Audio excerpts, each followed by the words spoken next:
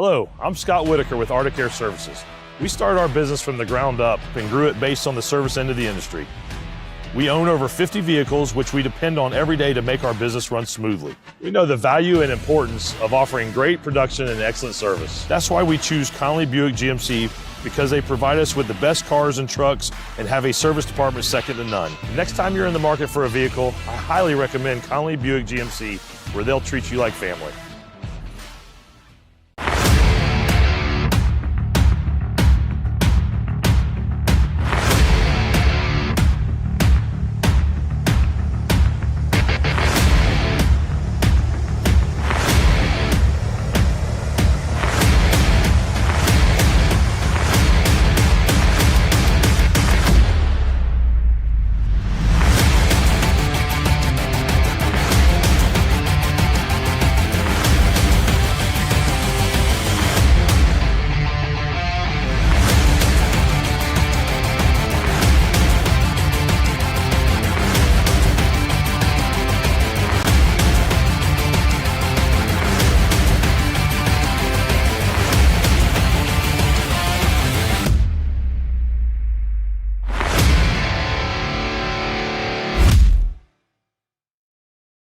It's morning again in Palmetto. Today, over 1,000 people will move from other states to Florida. Jobs and industries are rebounding, and so are the housing markets. It is no better time than the present to invest in quality real estate here. A safe and friendly place for your kids to play. A thriving hometown culture immersed in historic districts like no other. A place to turn a house into a home. Palmetto proud. Matthew Guthrie and Associates Realty.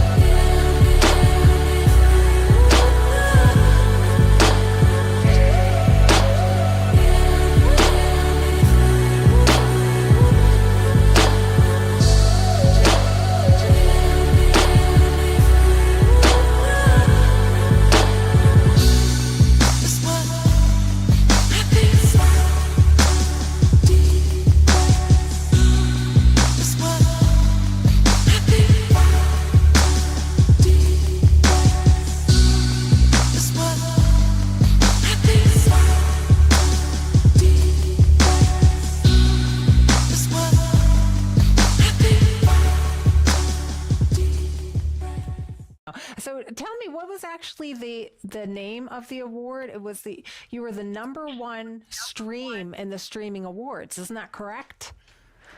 Correct.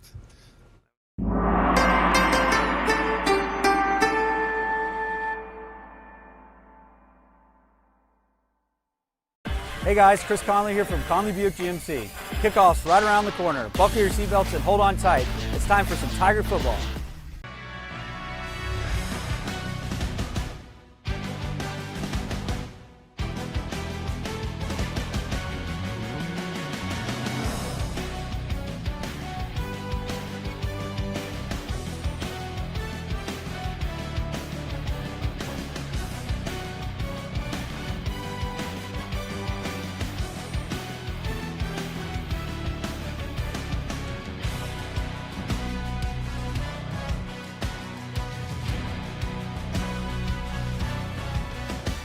You're watching TigerVision, presented by Conley Buick GMC. TigerVision is brought to you in part by Conley Buick GMC, Arctic Air, Heinz Law, Duet Pools, Richardson Stenton Roofing, Palmetto Bait and Tackle, Clicking Spree, Garrett Richard, Bull and Tiger Insurance, Coastal Mobile Screens, Burton Trucking, and WB3. Now let's kick it to the booth live from Harllee Stadium from Palmetto, Florida for the Clicking Spree pregame show.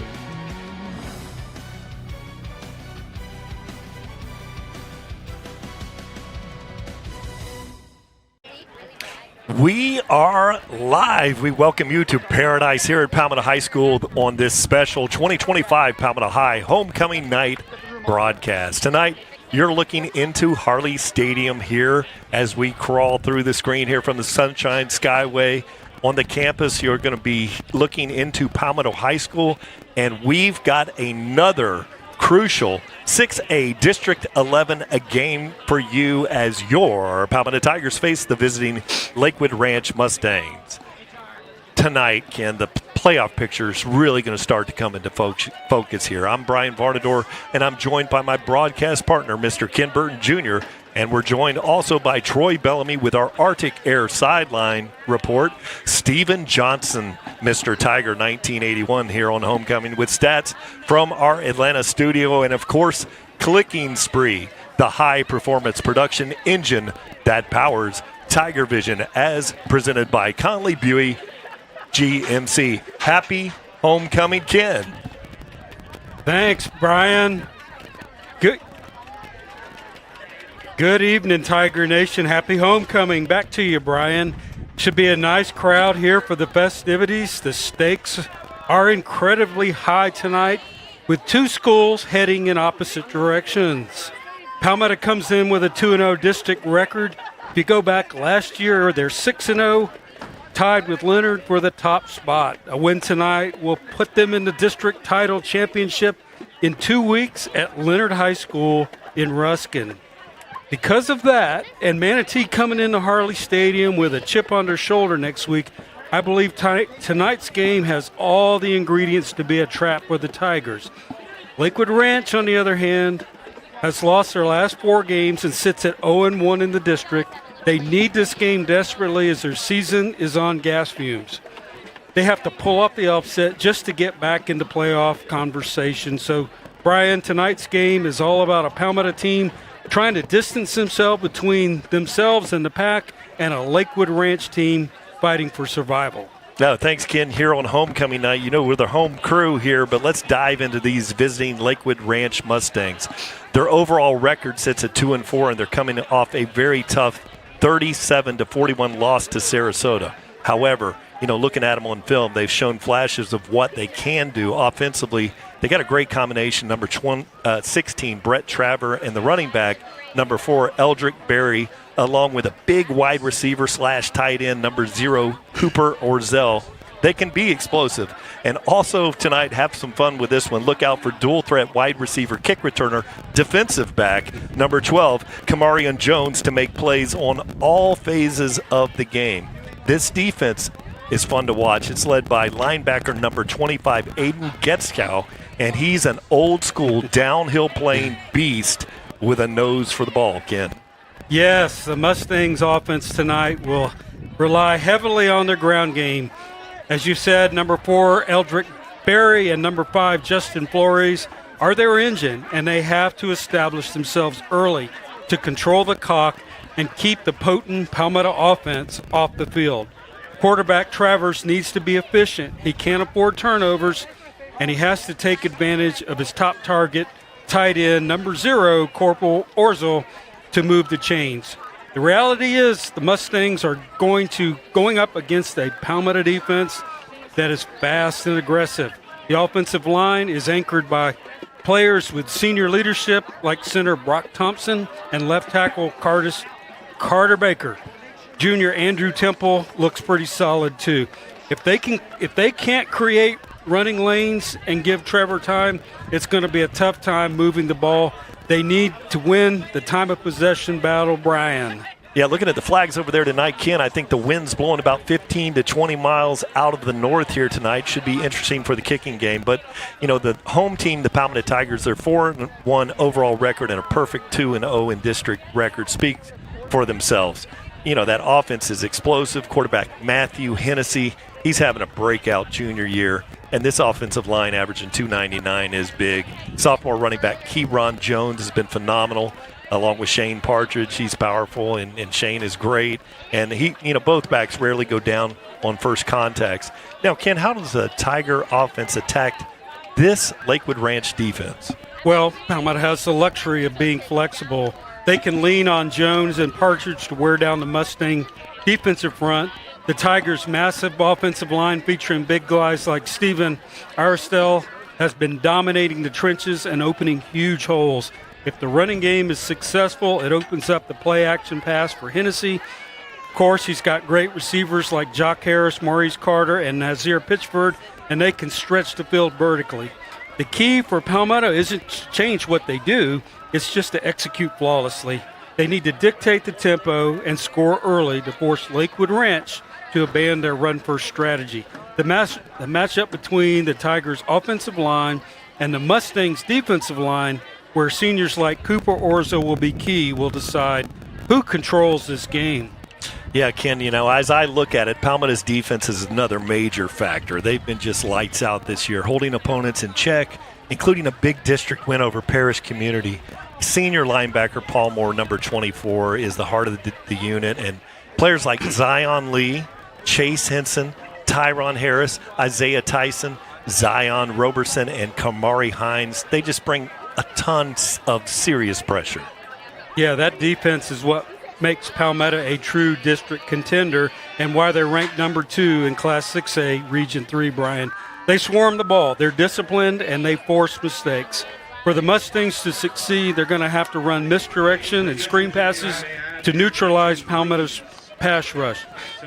They can't let Moore or Tyson get a free run on the ball carrier. Conversely, the Tigers' defensive game plan will be simple. Stop running back Eldridgeberry and make Brett Tabor beat them through the air. If Palmetto can win the turnover battle and get a couple of early stops, they'll turn this into a rout and send the alumni home happy with an impressive homecoming victory. Okay, and we're going to get ready. We're announcing the ROTC color guard here, and the color guard is being presented by the Palmetto High School Junior ROTC program. The color guard is commanded by Cadet Commander Sergeant Major Sanchez. The Florida flag is being presented by Cadet Captain Fernandez. The United States Guard is Cadet First Sergeant Hernandez, and Florida's Guard is Cadet Lieutenant Colonel Torres. Please rise for the performance of the national anthem. For the performance of the national anthem.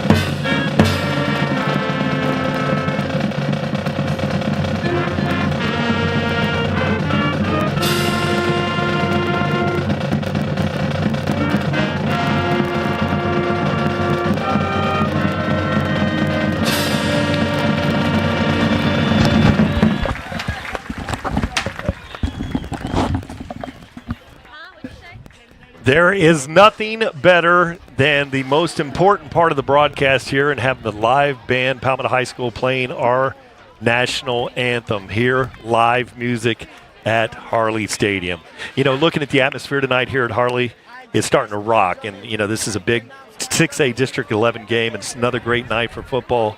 And we especially want to welcome our number 1 fans watching us from all over the world. It's time for homecoming night at Harllee Stadium in Palmetto here on Florida's beautiful Sun Coast. Yeah, it definitely is, Brian. And this one has all the ingredients for a Manatee County Classic. You have one team playing for a second consecutive district championship and the top spot in the region, and another team playing to keep their season alive. It's the pressure of district play, and that brings out the best in these young athletes, especially I'm especially looking forward to seeing which team can minimize penalties and control their emotions. That little bit of discipline could be the difference between a 3-0 and a 2-1 Tiger team in the district. Yeah, looking at the coin toss out there tonight, the captains are on the field, and you'll see their number 0, which is Cooper Orzel. For the Mustangs, number 77, which is Carter Baker.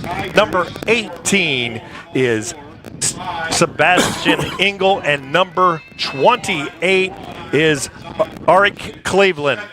And so if you look across, you've got Paul Moore here for the Tigers, number 24, number 5, Maurice Carter, number 1, Zion Roberson, and then I'm peeking out there. I believe that's Michael out there, but let's see if he turns his back around. Yeah, so we've got number 70, which is Michael Sanders, 6'1", 300 pounds. So Lakewood Ranch won the toss. They did elect to defer, so the Palmetto Tigers are going to start with the ball to open up the game. Yeah, just a beautiful night here for football here in Florida, and big district game, local rivalry. This series dates back to 2006. Want to thank the guys in the production truck back there, the staff of Clicking Spree during this Clicking Spree pregame show as we get ready for the kickoff. Looking around the stadium here, Ken, I'm seeing lots of bodies in the stands. That's a great thing. We always encourage you. You know, as a guy that follows a 1-4 football team going into last year, making all those trips, there is nothing better than putting those butts in the seat and watching these games live in the stadium where you can say, hey, I was there on the homecoming night 2025, and always encourage you, get here to the stands. Now, we've got some homecoming fans looking in from Maine tonight. Right. We'll talk about that a little later, but we do understand you do get a free pass. Now we're having the lights here flash as the Palmetto Tigers take the field. Beautiful front flip there by Maurice Carter as they come through. And we've got Luke Bussell on public address, absolutely slaying the crowd here, and we are ready for a fantastic night of football. It's great to be back home for homecoming. If you remember last year, we had to travel to Lakewood Ranch because the stadium we couldn't have games because of the light damage from the hurricane. So exciting to be here. I think they're recognizing the 75 cross-country and football championship teams this weekend, or they're here tonight. So just a great night for football. We're going to get the ball first. And we're excited about it. You know, everybody out there in the truck behind us, you and I, Ken, you know, most everybody except with the exception of Troy Bellamy, who's going to be working the Arctic Air sideline, and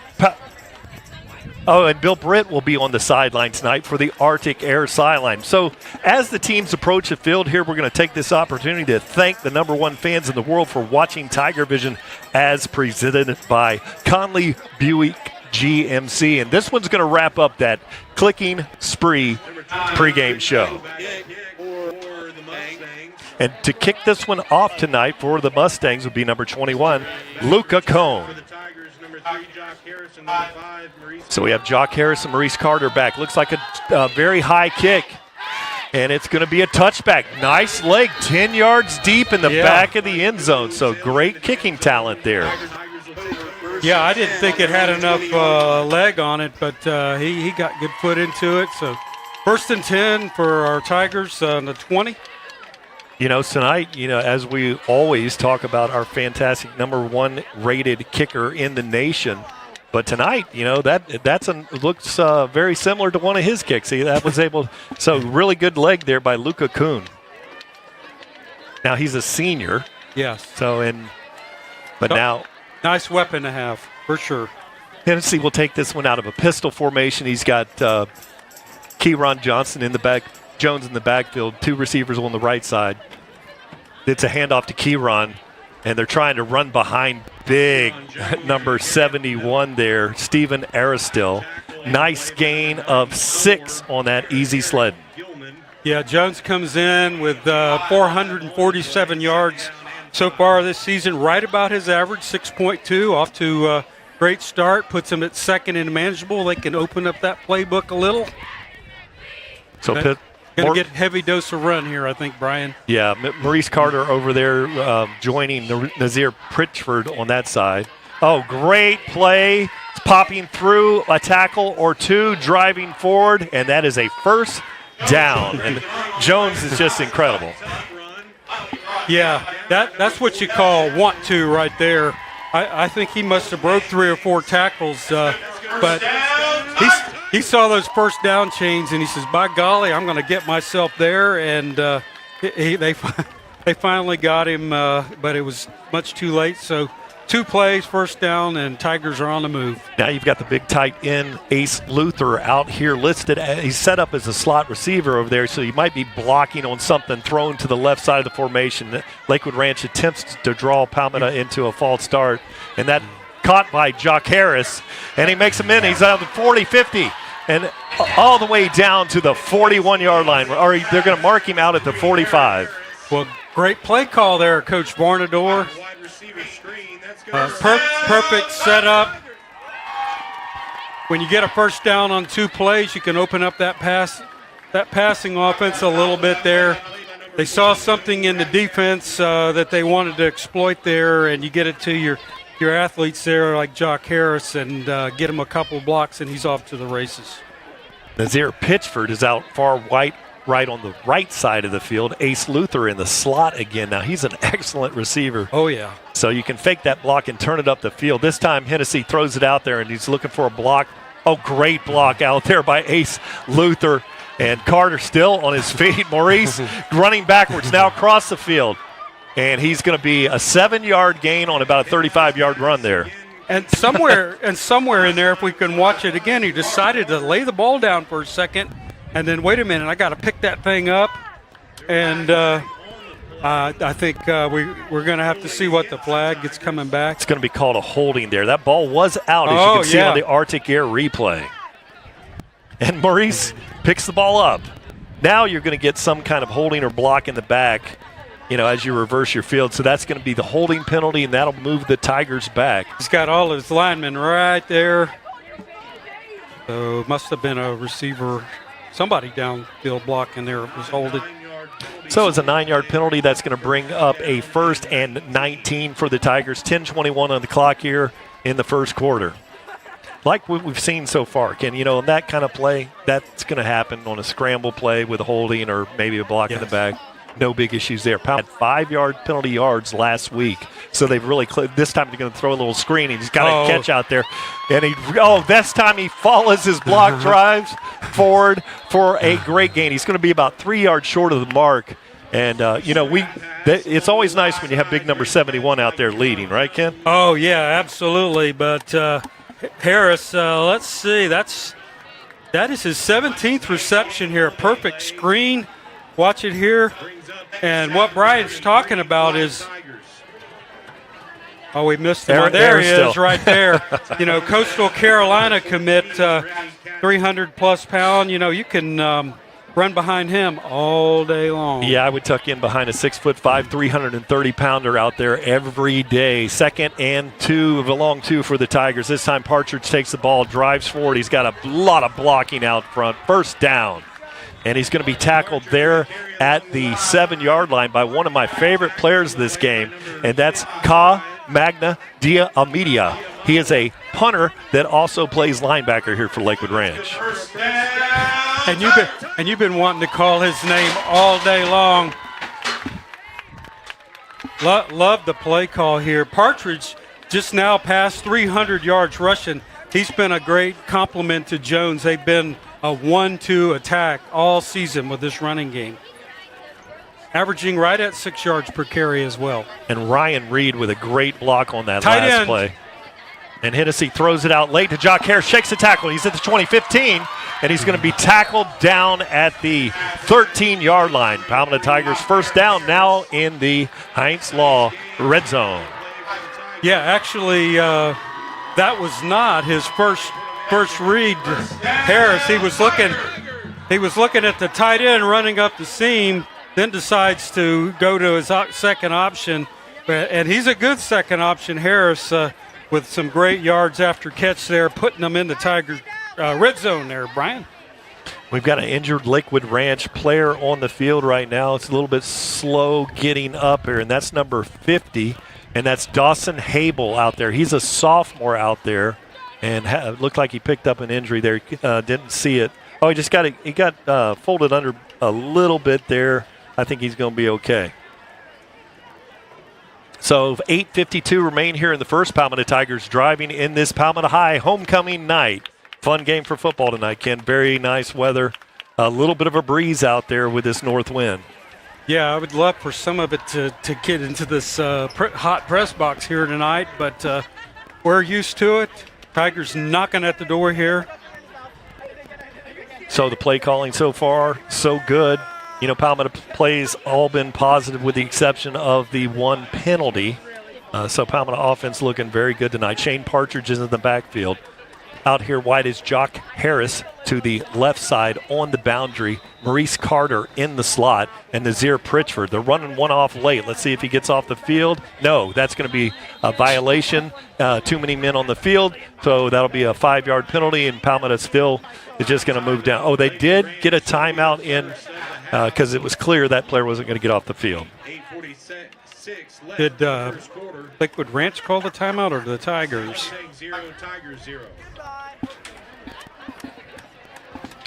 Regardless, we didn't pick up the penalty.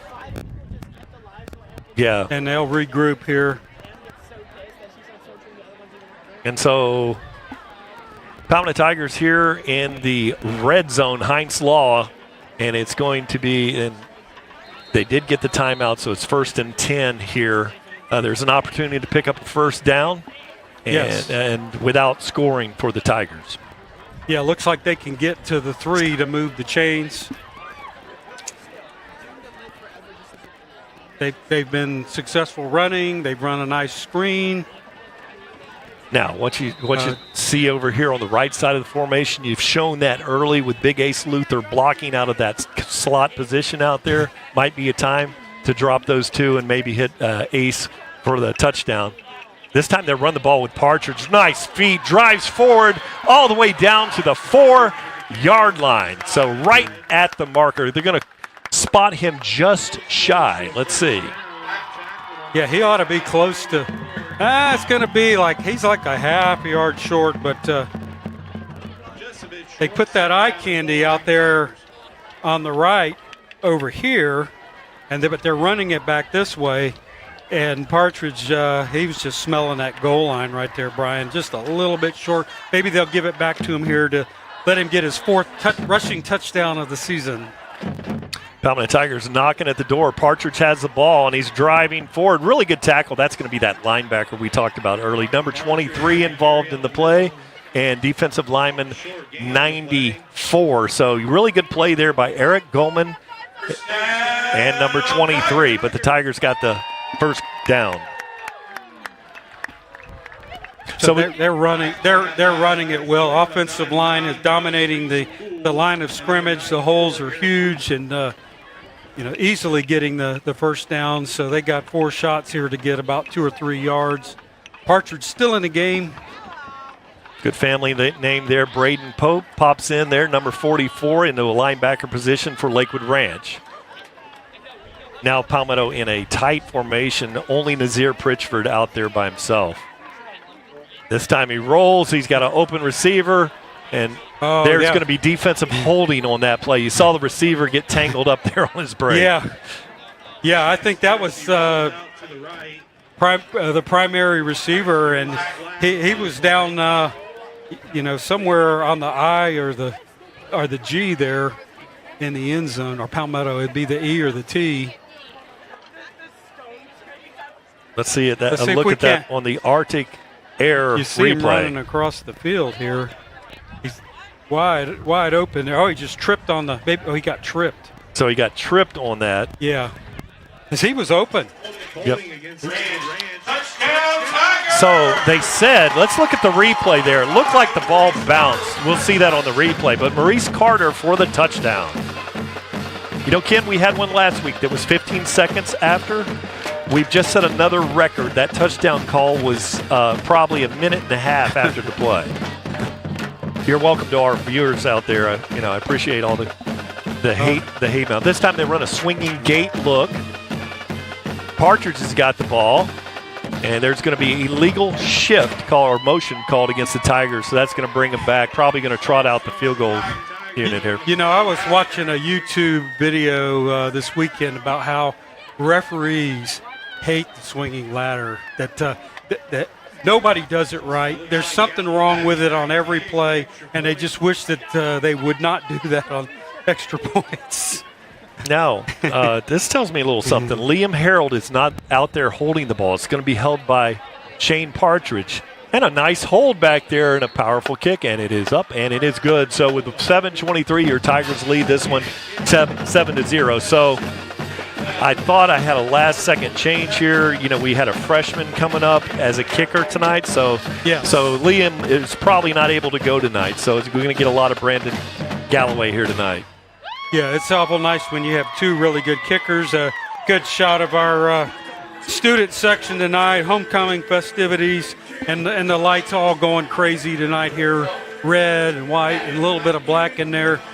But the Tigers looked really crisp on their first offensive possession, marching down the field. Great play calling, great execution. Off to a great start here. Nice aerial shot here provided by Doug's Hourly Muscle. So here at Harllee tonight on this beautiful homecoming night, Palmetto Tigers looking pretty good. You know, a lot of ground control. Chewed up a little bit of clock here.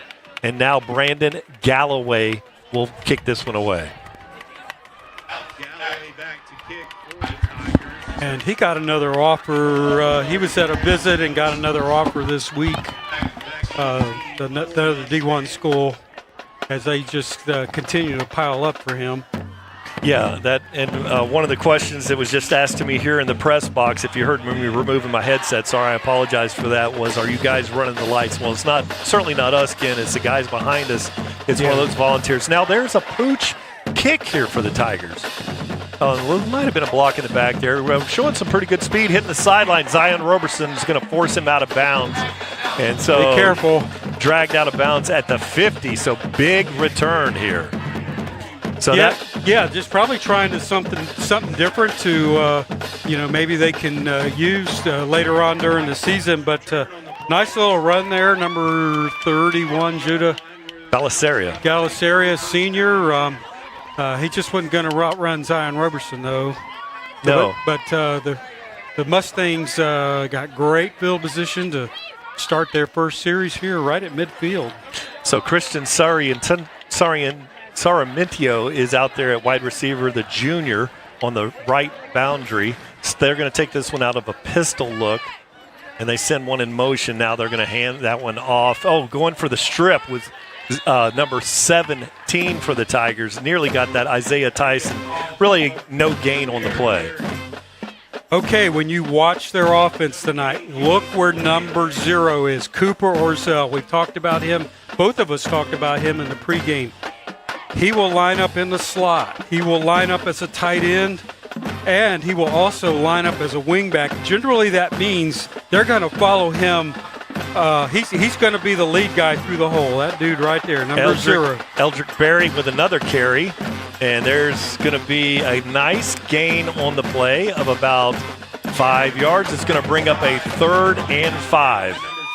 And again on the play is number 7. It's Tyson flying around there, Ken. Yes. First big test here for the Mustangs. They need to convert this to keep this drive alive and not do a three and out. And that number 55, which is Kyle Magna de Almeida, the punter, linebacker, is now out there playing right tackle for this Lakewood Ranch team. Hey, all or nothing, district championship on the line. Oh, nice little quick route out there, and he's going to be pick up a yard, so that's going to bring up a 4th and 4, a very long 4. Yeah, a nice play call, but you've got to run to the. You don't run to the down. You got to run to the first down, so that you can get a first down. I think they're doing the smart thing here and punting, and hey, let's see if we can't play defense. Maybe we'll get a turnover. Hey, but you never know. District game, season's on the line. Watch for a fake. And watch for them try to draw those Tigers off. Brock Thompson fires that one back. And Diamaga with a very fine-looking punt. And it just man. checks up. How about that? This kid's an athlete. He's playing offense, defense, and punting the ball. Incredible. Yeah, and they say kickers aren't athletes. He's busy tonight. He's one of those kickers and punters that'll have to actually take a shower after the game. And as a great punt, he just had a little bit too much oomph on it. Otherwise, they would have pinned the Tigers back on the 2-yard line or so. Yeah, now we're going to have a water break here with 5:14 on the clock.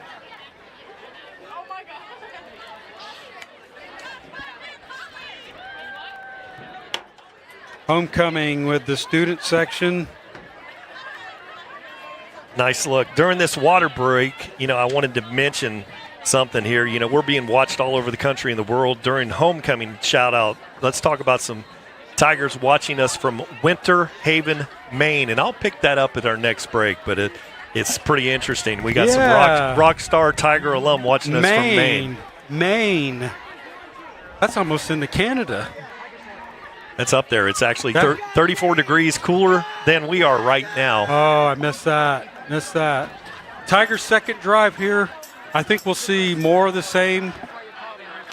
Some run mixed in with some pass. Not showing a whole lot here, with a heavily favored Tigers. Hennessy takes this one. Now he looks it out there. He throws one. And that's Nazir Pritchford. Needs to break a tackle. Unable to do so. Ball's out. Nearly. It looked like he got loose with his elbow, able to recover that. Goes for about a 4-yard gain on the play. Pittsburgh back in his first action, of course, had a great season last year.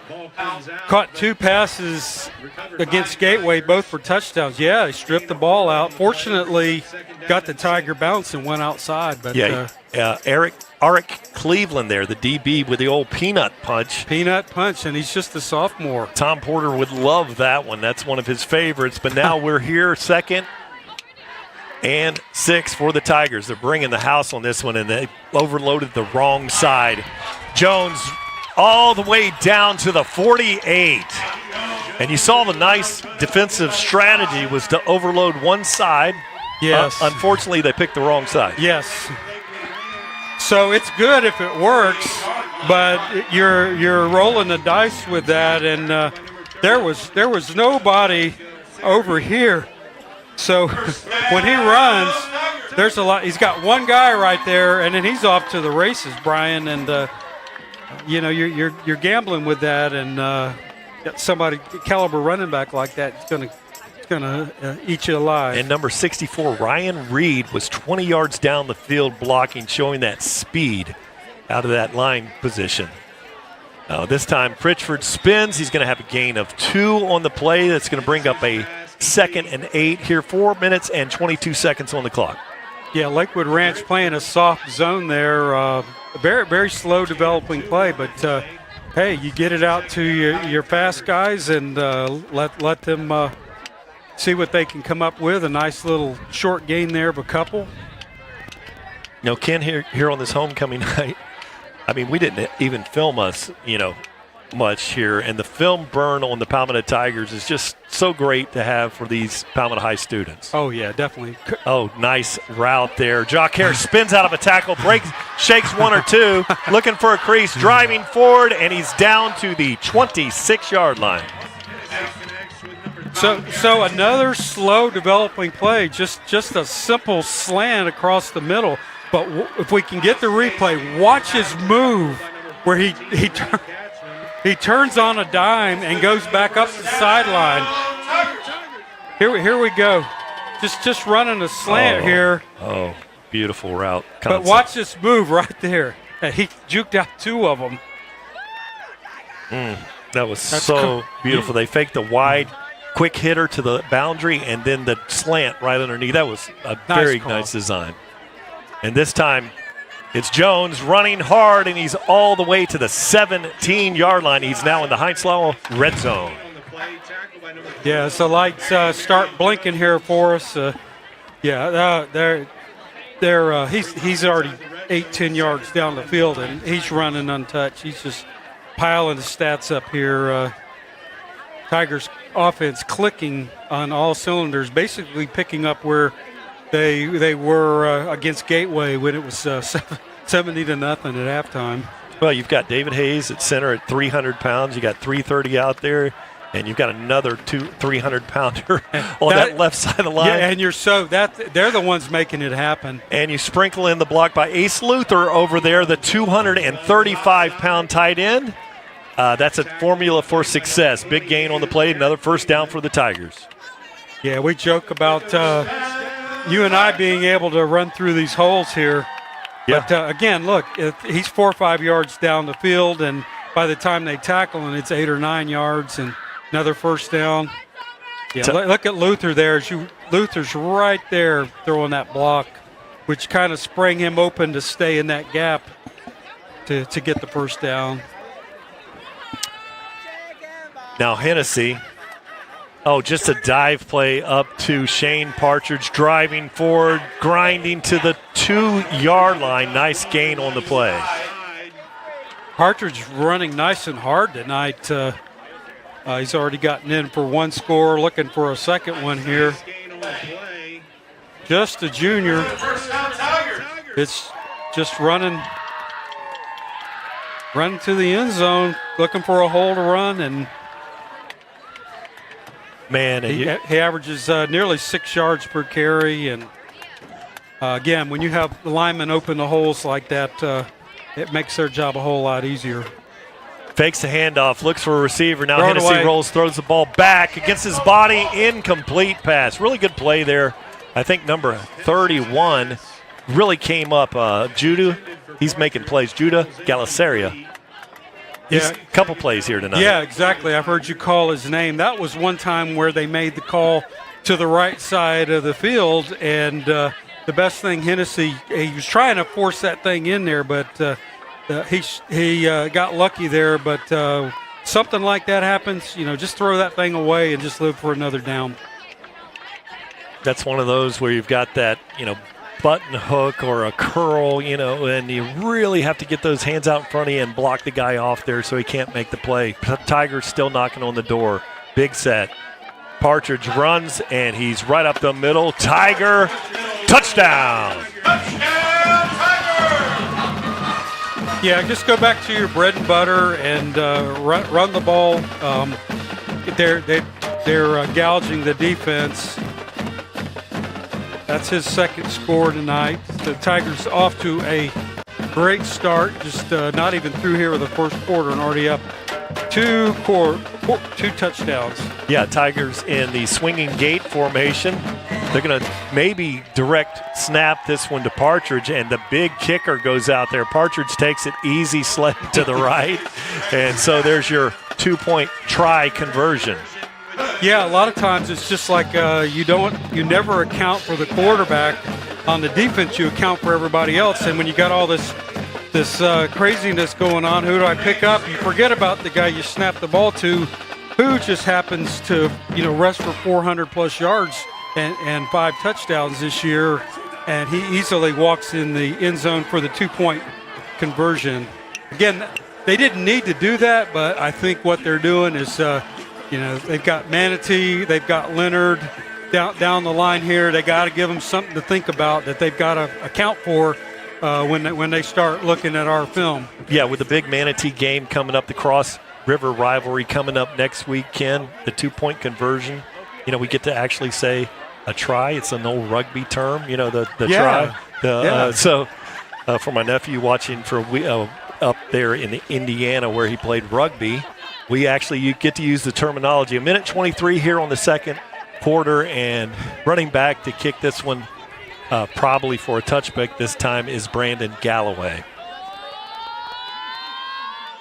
And he kicks that one, and it is going to be a high kick, and it's 8 yards deep in the end zone. So I think Brandon was experimenting with a pooch kick on his last kick. Yeah, he was actually trying to pooch kick it into the little the little tent thing there, the Palmetto Tigers. I wonder if I can kick it over there and give them a souvenir, and spot on. Of course, no run back, 1st and 10 at the 20. There's Coach Sanders. He's got to be happy with all 3 phases of the game going well for the Tigers tonight. Now Brett Traver will take this one out of the pistol formation, and he's got his back Eldrick Berry in the backfield. They send one in motion left to right, and there's going to be a flag on the play. Oh, false start. False start against the Mustangs there. So one of the linemen must have flinched. I really didn't see it. And you didn't see the defensive lineman for Palmetto pointing and doing the things that they normally would do. Yeah. They're all pointing at each other. No, I didn't do anything. He made me do it. Yeah. But, it puts them behind the sticks here. They have got to get a drive going to get back in this ball game. Great look there at number 11. Kyron Davis back there with Paul Moore from the drone shot as we go to camera 5 or 6. And that high snap, they're running the option to the boundary and really nowhere to go. A gain of about 1. Knocking on the door with great field position, 1st and 10. That's where you call, Brian, where you outkick your coverage. It was a great punt, and unfortunately kicked it to Carter, and that you could see the blockers lining up there, and he basically outran them too, and with nice return. What do we got here? So we've got another one. We've got an illegal use of the hands there on the Tigers. Didn't look like, didn't pick it up, but now 10:59 Palmetto Tigers. It's after during the play, so it'll be Palmetto Tigers 1st and 10. From the Lakewood Ranch 46-yard, let's see where they spot this one, from the Lakewood Ranch 45-yard line. So he's still, you bring the penalty back, must have happened towards the end of the play. He's still, I'm sorry, because he caught it about the 35. So it's an equivalent of about a 9 or 10-yard punt return when you determine where the penalty was and mark it off. That's where it looks like we're back online. Yep, we appreciate that. Sometimes things happen, things get unplugged, or things happen in life. But as Palmetto Tigers, we roll and we go. Here, the Tigers now have one receiver. Nazir Pritchford on the right boundary here. Ace Luther, the big tight end, 235 in the slot. And then on the far side of the field there, we've got Maurice Carter out wide. This time he comes across in motion, Maurice Carter. And he's got a crease 50. He's at the 40. He's at the 20, driving forward, and he's out of bounds at the 26-yard line. Great jet sweep there by Maurice Carter. Yeah, and he was coming right up to the press box to us, and then made that turn, and speed kills. When you have people that can run like that, great things are going to happen, and followed his blocks. So basically, we're right where he returned the punt earlier. So he just made it up with a nice, sizable gain there. 10:30 on the clock for the Tigers. This time, 2 receivers out to the left side of the formation. Nazir Pitchford on the right. They look for Nazir, and he's got the long ball down the sideline. Good radius, goes up, and it's incomplete pass. Another great play that by number 31, Judah Galiceria. Yeah, Pitchford ended up being the defensive back on that time. He was the only one that was available for that. It was a 50-50 ball, and did a great job preventing the interception. Great defensive coverage there against our very talented receiver. There's a shot from the end zone. A nice look there, looking on the action here. 10 minutes and 16 seconds here. Hennessy's going to take this one out of the pistol. This time he's going to line up. Keyron Jones is riding left sidecar. 2 receivers on the left, and Pitchford out here to the right. Keep an eye on the tight end, Ace Luther. He is due here. Yeah, Pitchford's a great-looking target. He's about 6'1", 6'2", but he has a catch radius of about 6'7", 6'8" player. He's long arm, but this time it's Jock Harris making a ton of a miss. He's going to beat him to – I think he could have got the edge, but he's going to be tackled there by Judah Galiseri. He probably ran 150 yards on that and broke about 7 or 8 tackles and was trying to will himself into the end zone, but just ran out a little bit of steam there. But great pitch and catch there. A lot of options for Tennessee to throw to. A lot of weapons on this Tiger offense. Yeah, now you've got 3 dynamic receivers, and you've got out to the left side of the formation, Jock Harris along with Maurice Carter, and then Pitchford is over here on the right boundary. Look for a run this time with Kieran Jones. Got him spread out pretty good there. Hennessy waits. Low snap. Now he's throwing the ball. Rolling to the right. Throws it late. Got a receiver, and he's going to have a catch just short. Now we normally the pylon cam. We normally would have a great look from the pylon cam, but we've had a couple disruptions here. I think some people have been pulling out our plugs from behind the stadium here, but that would have been a great look. But Pritchford did catch that one just short of the end zone. Yeah, that was right down there by our pylon cam, and great. Been nice to have had that, but we'll get the next one for sure as they're slowly bringing everything back up here. But main thing, Tigers first and goal, knocking at the door here, Brian. Look for Jones this time. This time they fake it. Oh, they throw a slant underneath. Beautiful, beautiful route. And in for the Tiger touchdown is Jock Harris. I love the play. Yeah, I think it was Jock Harris's turn to score a touchdown. But just a simple slant, one-on-one. Man, it looked like it was perhaps man coverage, and that's a tall task to try to cover him. And Brandon Galloway is back there, lined up as an H-back, 6'3", 194-pound junior kicker, lined up his back in the backfield. I'd like to see him throw it. This time he goes in motion. Wow. Partridge looks, he throws it left, and he throws it in, and it's intercepted, so no points there. So that'll be that, and Tigers have a 21-0 lead. I tell you what, if I got our kicker, and it's single up again, and you got a 5'8" corner back there, 5'10", I'll take 6'3" when that kid's an athlete. He is an athlete, and yes, he's better than a 50-50 call on a situation like that. But I really think that's all about getting ready for Manatee, getting ready for our trip to Ruskin in a couple of weeks for the district championship. Hopefully, making them have to worry about what Partridge is going to do on that, because we just saw him run in untouched last time. So I think Brandon Galloway probably liked that matchup over there. Let's see if he's going to take the frustration out on the old Wilson here this time. And the Palmetto Tigers, one thing I'd like to watch from this shot here, Ken, from the aerial shot, there's a couple guys on this coverage team that generally every kick is a touchback that really hustle, and maybe we'll pick that up on the shot. Yeah, they're trying to beat the ball down there. And that one is, oh my word, that one almost kicked it in the soccer net there. Yeah, it's incredible. Now, if you looked at that, looking at the for Palmetto number 20, Rex Schwartz was the first one, the fastest one down the field. He was running down the middle, right? Yeah, I saw him too. I like to watch that because the expectation is you never want to fall asleep. Definitely not. Yes, you just if you're kicking into a gusty wind and they return, you got to be ready. But got to be ready.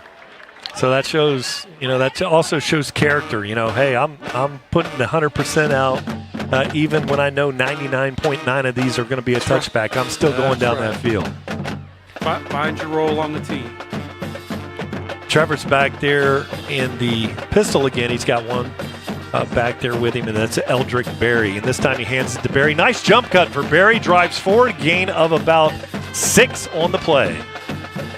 Yeah, he's a very good back. I had the opportunity to watch him against Braden River, and he runs it hard.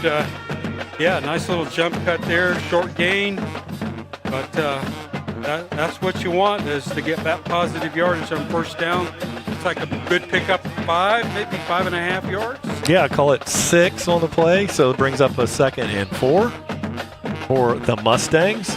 Two receivers out here to the left, to the right.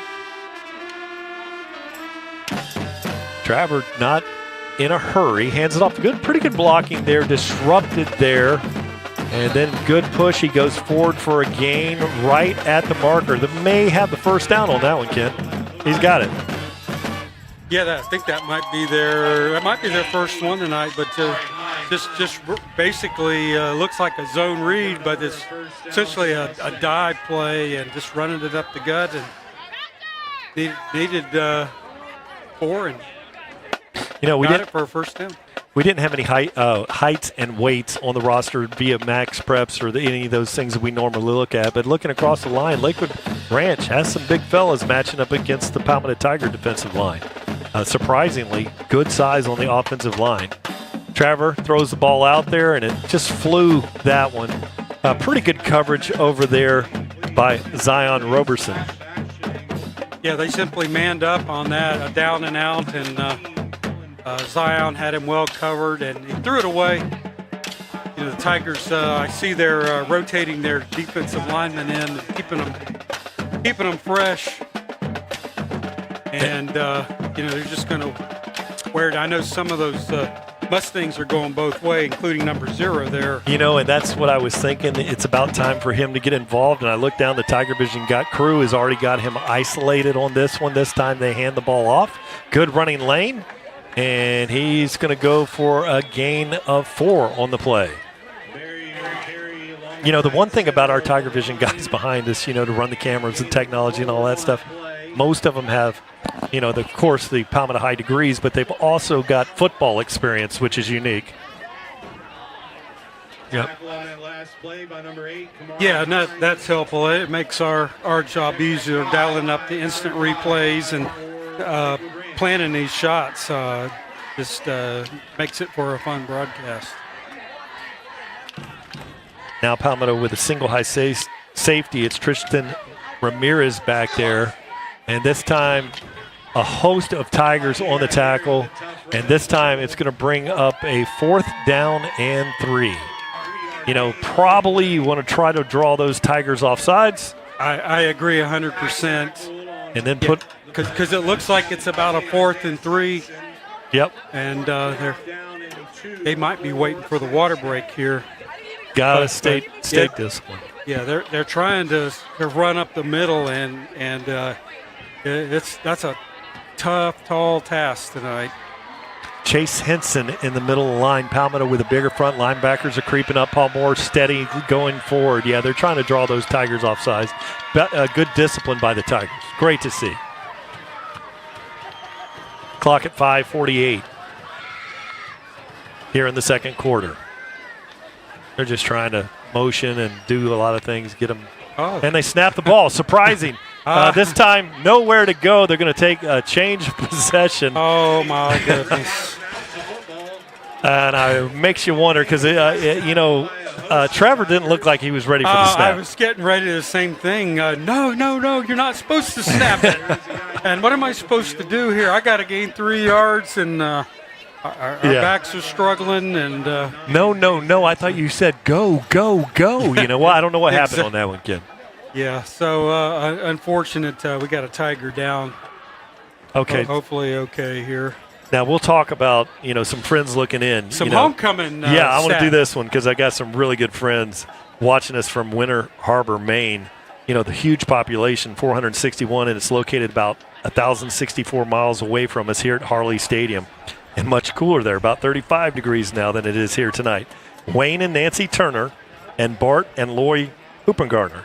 Wayne was an all-state running back on the 69 team here at Palmetto High School, and his wife, Nancy Hoopengartner Turner, was the homecoming queen in 1969. Now, check this out. My good friend Bart, best thing that ever happened, Bart Hoopengartner, is married to Lori. Best thing that ever happened, Bart, he's my friend. That would be it. And my teammate at the Boys Club in here. Bart's wife, Lori Parker Hoopengartner, was a homecoming queen in 1984. Hey, to Bart and Wayne, you guys are way over married. You outkicked your coverage. And thanks for tuning in tonight. Happy homecoming, fellas. Enjoy the cool weather up there. So here, 5:34 on the clock, and Hennessy has the ball with a change of possession. Shane Partridge in the backfield. 2 receivers out to the right and 1 out to the left. It looks like they're creeping up as Lakewood Ranch. They throw it out there, and that's going to be a pass to Ace Luther, and he's going to have a first down on the catch. It was just a matter of time before Luther was going to be targeted. You just throw it up to him, and he can do the rest. And, his value set, as we watch him playing football here at Palmetto High, absolutely a Saturday value set. He's a fantastic blocker. He doesn't complain when he's not getting the ball as a receiver, but he can also catch that ball too. Hennessy looks this time. He's got a wide open route there. Going up is Nazir Pitchford. Incomplete pass. Oh, I thought he was going to take that in over 2 of them there. Almost got it. Nazir kind of reminded me of old number 24, Wilmore Fowler. Fowler on the state championship team, his junior year, Ronnie Dean's favorite target. They hooked up on quite a few touchdowns on that state championship year. Of course, All-American, parade All-American. As we watch the replay here. The guys are fully extended, and Pitchford has it about below his chest, and those guys had their arms all the way extended. Good play by the defenders there. Partridge, oh boy, is that a lot of serious blocking going there. He's got the first down, and they're in the Heinz Law red zone. Kenny, we could have, you and I could have picked that up. Yeah, absolutely. It was just a matter of which hole I was going to run through. I only need a few yards and get that. Now, I guess we're going to have a water break here with 4:43 here in the second quarter. The Palmetto Tigers with a comfortable 21-0 lead. Lakewood Ranch 0. You do realize you're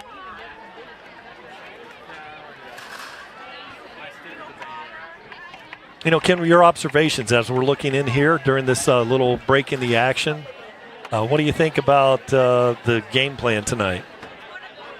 Well, for the Tigers, I think they're clicking on all cylinders. They picked up right where they left off from the Gateway game, and offensively, they're running the ball well. They're controlling the line and passing the ball well. Special teams, they're covering everything, and then defense has been lights out, shutting down Lakewood Ranch's offense. So we're going to go we're going to call this a 2-by-2 formation spread, and Partridge in the backfield. Hennessy looks for the long ball. Maurice Carter, very good play, just deflecting ball. We call his name again, Judah Galicerio. Nice play. Was right there, right when he needed to get that hand up and prevented the touchdown. He's holding his own against these talented Tiger receivers, Brian. Now, you do see that the shoulder pads kind of showing there, so he might have had a little help as Maurice was going down there. But I like to see Maurice, run the ball down, get it back there, hand it to the official. That at 30 yards down the field by the Jumbotron out there. Good sportsmanship by Maurice Carter. Now this time, Hennessy is just going to run an option there to Partridge. Oh, he's got a good block, and he rolls forward, and he's in for a Tiger touchdown. You can see Ace Luther had that arm out there extended, but he didn't really hang on. He just had that long arm of the law out there on that block. So Partridge goes for 6.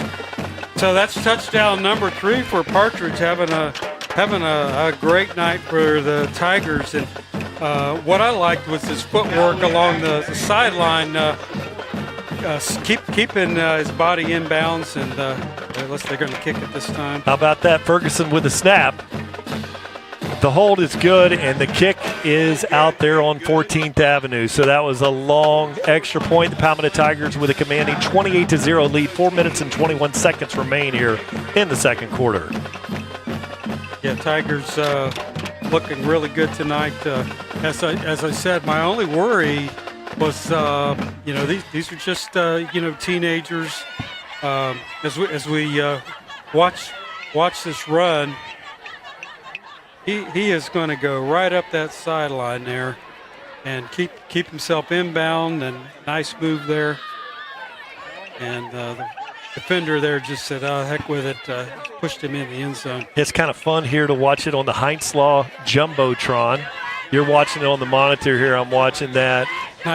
Nice looks. Nice turn on a dime there, right inside the 5 to spin around for the touchdown. And here's another formation that, they're just driving the special teams coaches, because you can run things off of that, but they line back up in because we know what's going to happen. See how Jagar Sanders runs down on this. He's playing, boy, that's a knuckleball driving kick. I never got about over 7-8 feet off the ground, still drives it out the back of the end zone. That's just another variation.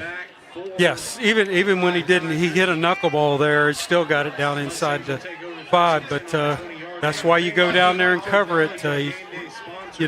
On that ball, it was just a quarter of an inch off to make that ball spin that way. So you just got to be ready every time. You just never know.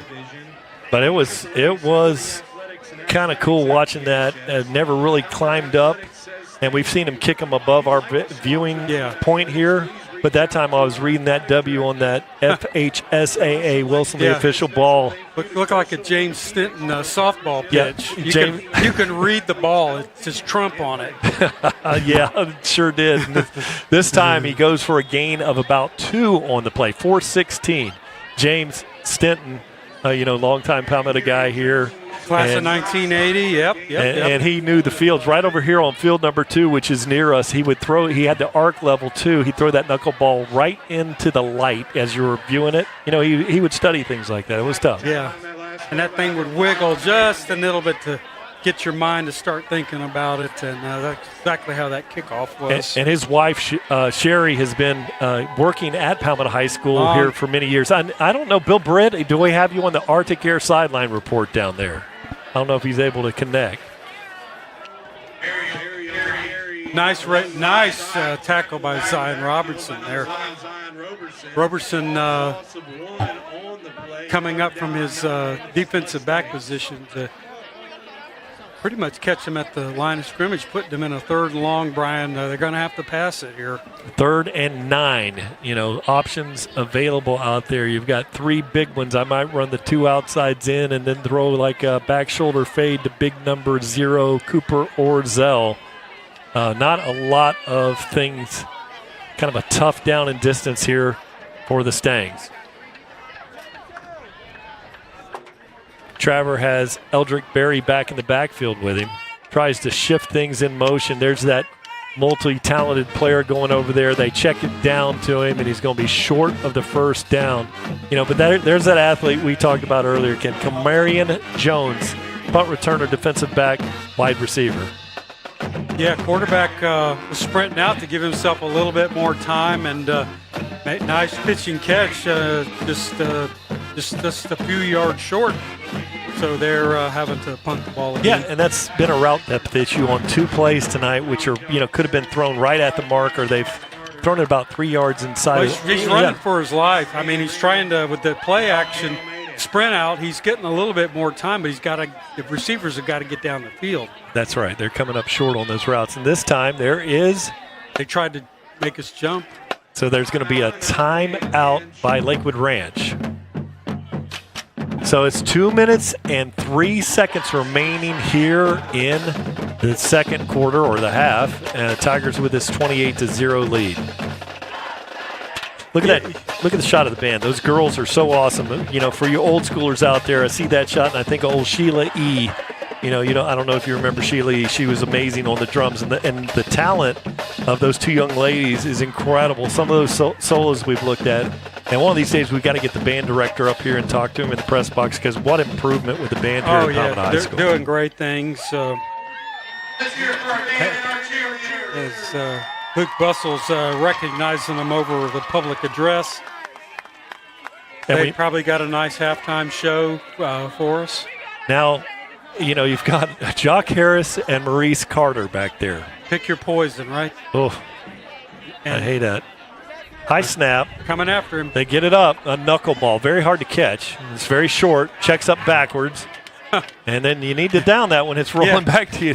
Especially when it hits right on the P at the 50, bounces all the way back for 8 yards. He lost 8 yards on that. Eventually, Stephen Molinar, said, hey, this is going the wrong way. I'm going to just run out of my lane and down this thing. So Palmetto Tigers again with excellent field position on the Lakewood Ranch half of the field. Everything seems to be doing just fine here tonight for the Palmetto High team. Yeah, even looked like the concession stand was having a nice gate there, and people putting their food up there and getting it just how they wanted. A nice homecoming night here for the alumni. Trying to get down to Bill Britt on the Arctic Air sideline tonight. Don't know if Bill's able to pick that up, but this time Hennessy rolls to his right. He's got a wide open receiver. Pitchford tries to slip out. They try to rake that ball out there, but nice gain of 8 on the play, Ken. Yeah, you always want to get positive yardage on first down. Hennessy has all day to throw the ball. Tigers controlling the line of scrimmage, and it's just a matter of, which receiver do I want to throw it to, and trying to get some reps to Pitchford again to make the defensive coordinators go stir crazy trying to prepare for our three-headed monster receiver. Yeah, what a receiving core here at Palmetto High School. This time they throw it out there to Luther, and he's going to try to drive forward, and he had a very short gain on the play. So we'll see the spot there. Goes for about a 3-yard gain. Yeah, and we usually we don't see him running down and out. We usually see him running down the seam, and they leave him alone. But again, something for the defensive coordinators to have to plan for when they're going to have to go up against our Tigers here. So they got a minute 8. Yep. And a minute 9 and. Ball on the 32-yard line, field goal range. But I'm sure they're looking for some more here.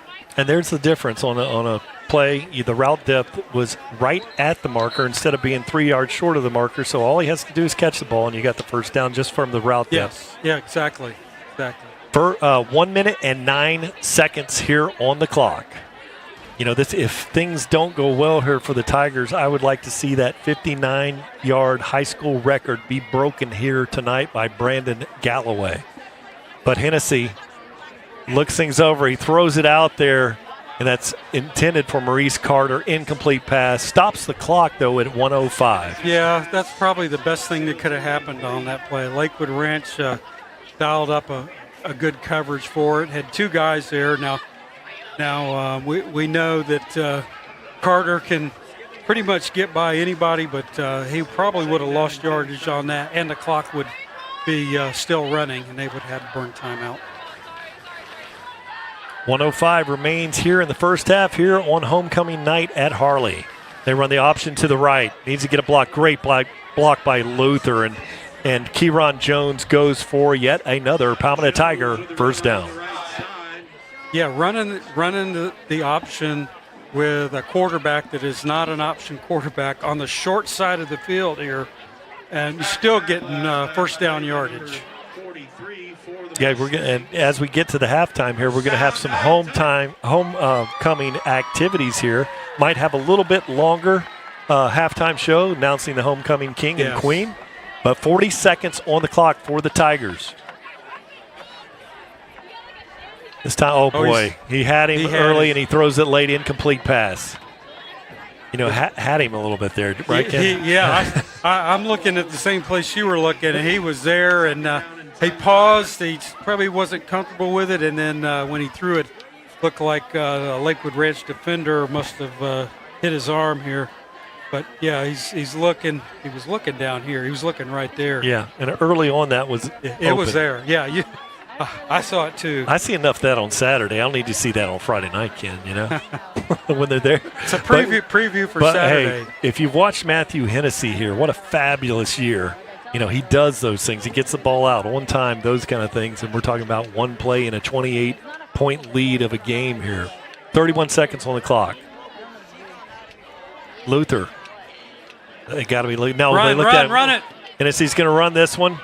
And he gets down. He's got the first down. That's going to stop the clock with 23 on the clock. Yeah, we don't need him to run a lot because we like how he throws the ball, but it doesn't hurt to do that. Clock stops. So, yeah, Tigers with 2 timeouts left. There's a stop of play. So that's going to be 20 seconds on the clock. And you've got some timeouts to burn. So again, it's nice to run it every so often just to keep the defense, those linebackers in check. And so we've got still the 2 timeouts, 20 seconds, plenty of time to run a handful of plays here to get the end zone. What did I miss there? That was a great look at the offensive line doing their thing there. And you know, we see all these great catches and great runs and all that, but the game is won right there in that last action you were looking at. That massive 299 average Palmetto Tiger line. Look there, he throws it out there. Beautiful throw and catch by Jock Harris. Touchdown Tigers. And the lights are going on and off now. And what I liked about that play was where Hennessy placed the ball right over the defender where only Harris could catch it. And he's going to catch pretty much anything thrown to him. But as you watch it here, just look at that right over, right only where he could get it. Bless his heart, number 14 there for Lakewood Ranch had him well covered. Yeah, but there's just not much you can do when you don't know where the ball's going. Low snap with a great hold there by Shane Partridge. He's caught on quickly. Brandon Galloway with the kick. Conversion is good. Palmetto Tigers with a 35-0 lead with 14 seconds remaining here in the half. Well, it's not as many points as we had against Gateway, but Tigers again against much stiffer competition, a bigger game. As far as district, and they're right where they need to be. Potentially a running clock as once we get through the half-time festivities and they make that happen, it'll go quick. So here the Palmetto Tiger kicking unit go out there, have a lot of fun here watching this one.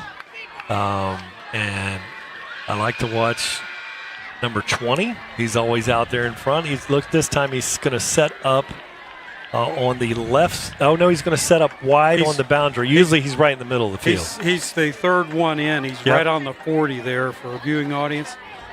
This is how you be a gunner and cover kicks. Oh, here he goes. Here he goes. Watch this. And that is a high 1 yard out of the back of the end zone. There's your college cover kick. It's somewhere down on 21st Street. Yeah, that one was that high one from the 35, goes just to the 5 yards deep in the end zone. You tried to pin those guys back on Saturdays, man. What a weapon! We and people listening to this, they are probably sick of us talking about the kicker, but that's why you need to get here and see it live. It's hard to believe. And then it's a rough night for the cheerleaders. Not as bad as it was against Gateway, but. Having to do all those push-ups, they're going to be tired after the game tonight. Lakewood Ranch just has to take a knee here and regroup. Just call it a half. Regroup, think things over. And now the Palmetto Tigers, and as you can see, the cheerleaders are running out of gas as they get that 35 points on the board here on homecoming night. The horn sounds, and we are at halftime. Get ready for that Richardson-Stinton halftime. Bill's going to have an interview. Thank you. We're going to take it down to Bill Britt on the Arctic Air Sideline Report. Hey guys, I'm here with Coach Sanders, and Coach, it's been a very methodical first half. You've got to like what you've seen so far from your Tigers.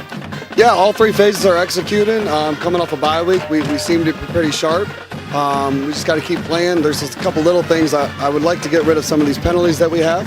Other than that, overall, very pleased with how we're playing. Still got one more half to go. Anything we can see in the second half that maybe you might throw a little wrinkle in?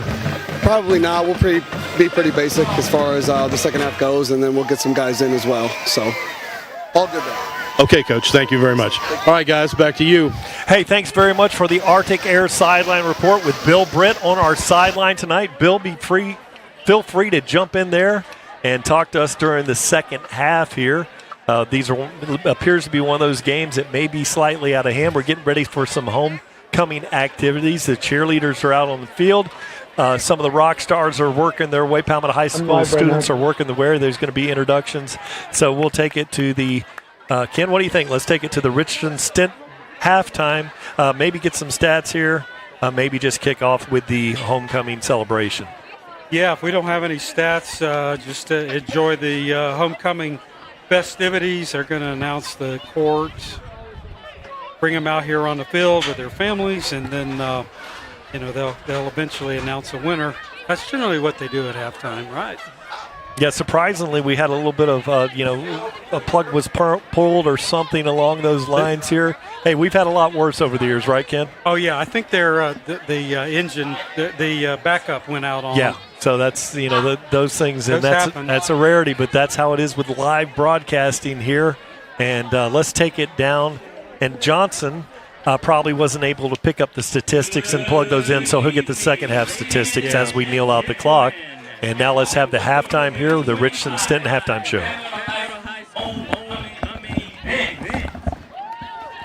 At this time, we would like to begin introducing our homecoming court.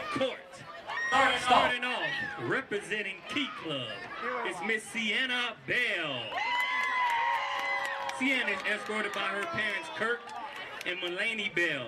In addition to Key Club, Sienna is a member of FCA, HOSA, SGA, and is a member of Senior Class Advisory Board. After graduation, she plans to attend the University of Florida to study criminal justice and law.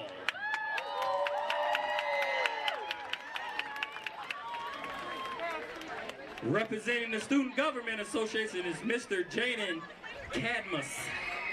Jaden is being escorted by his parents, David and Roni Sue Cadmus. In addition to SGA, Jaden serves as a PHS ambassador and is an active member of the National Honor Society, Youth in Action, and Senior Class Advisory Board. After graduation, he plans to attend Florida State to study political science. Next, representing National Honor Society is Miss Samaya Conwell. Samaya is escorted by her mother, Brittany Walden, and her father, Tim Conwell. In addition to NHS, Samaya is a member of both PHS track and flag football teams. After graduation, Samaya plans to attend FAMU, where she wants to study criminal justice. Next, representing Technology Student Association, is Mr. Jared Francois. Jared is escorted by his parents, Fabian and Guy Francois. In addition to TSA, Jared is a member of the Key Club, serves as PHS ambassador, and is on the PHS soccer team. Jared plans to attend Florida State University, where he wants to study computer engineering. Next is representing PHS Paul players is Miss Jada Drake. Jada is escorted by her mother, Samika Walker. After graduation, Jada plans to attend a state university to study forensics. Representing the PHS Orchestra is Mr. Kaylor Hopkins. Escorted by his parents, Nick and Nikki Hopkins, and his siblings, Cade and Kaya. In addition to orchestra, Kaylor is a member of the PHS baseball, cross country, and track teams. He is also active in FBLA, National Art Honor Society, and Key Club. Kaylor plans to attend the University of Florida, where he wants to study electrical engineering. Representing the wrestling team, Mr. Dana Law. Dana is escorted by his mother, Nikita Law, and his papa, Haywood Duval. Also special guest, Big Sis Naisha Law. After graduation, Dana plans to enlist. He plans to serve our country in either the U.S. Air Force or the Navy. Representing the PHS volleyball team, Miss Mabry Paris. Mabry is escorted by her parents, Jake and Aaron Paris, and her brother, Dylan. In addition to volleyball, Mabry is an active member of SGA, NHS, FCA, and serves as a senior class board member and PHS ambassador. Mabry plans to attend the University of Florida, where she plans to study animal science to become a veterinarian. Representing the PHS ambassadors is Mr. Christian Radanovich. Christian is escorted by his dad, Peter Radanovich, and his stepmom, Lily Montanari, and his siblings. In addition to serving as an ambassador, Christian is a member of the National Honor Society, Spanish National Honor Society, AVID, SGA, and the PHS soccer team. Christian plans to attend the University of Florida to study biology. Representing FCA is Miss Trinity Robinson. Trinity is escorted by her mother, Mia Murkison. Trinity plans to attend Florida State University, where she will study biology. Please give another round of applause for our lovely homecoming court.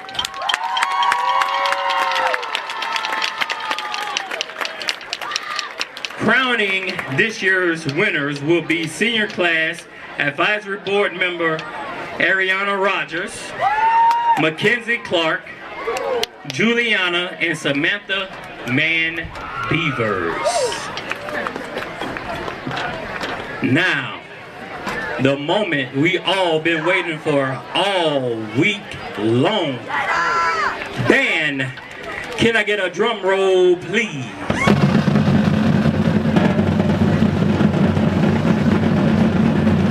This year's homecoming prince is going home with Mr. Kaylor Hopkins.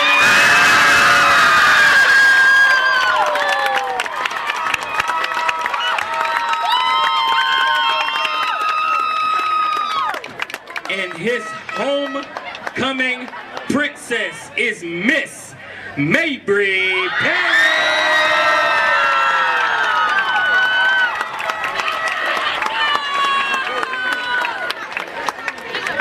Okay, band, for these next two, I need to get a great, great drum roll, please.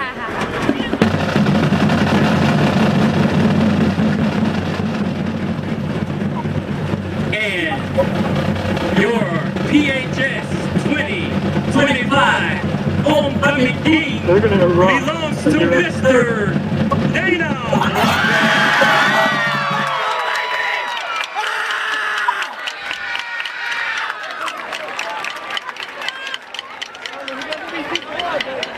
And his queen will be Miss Samaya.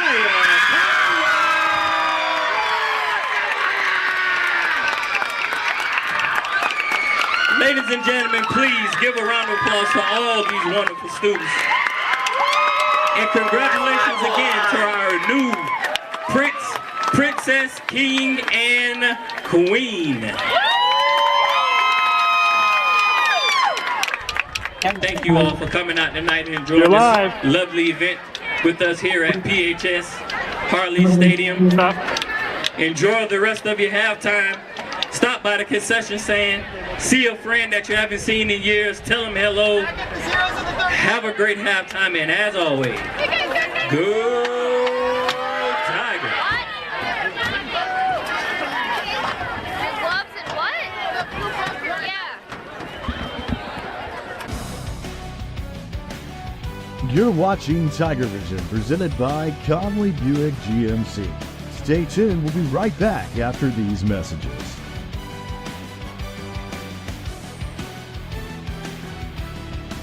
You're watching TigerVision, presented by Conley Buick GMC. TigerVision is brought to you in part by Conley Buick GMC, Arctic Air, Heinz Law, Duet Pools, Richardson Stenton Roofing, Palmetto Bait and Tackle, Clicking Spree, Garrett Richard, Bull and Tiger Insurance, Coastal Mobile Screens, Burton Trucking, and WB3.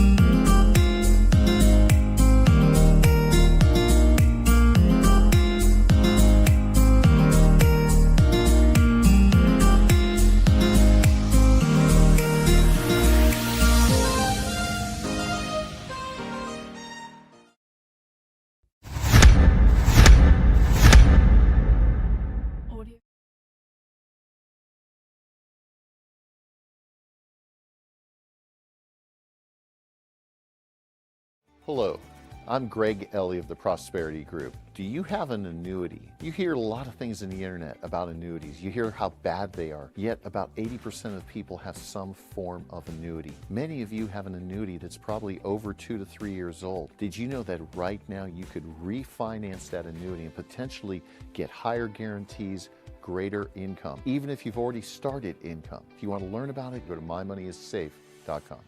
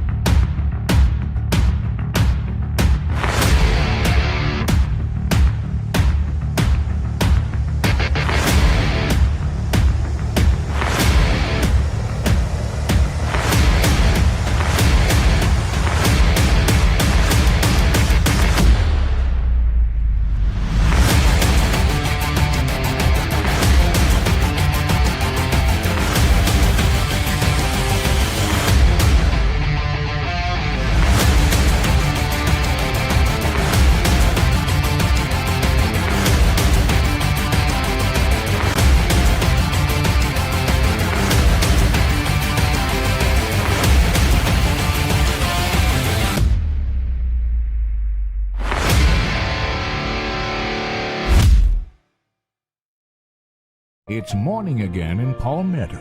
Today, over 1,000 people will move from other states to Florida. Jobs and industries are rebounding, and so are the housing markets. It is no better time than the present to invest in quality real estate here.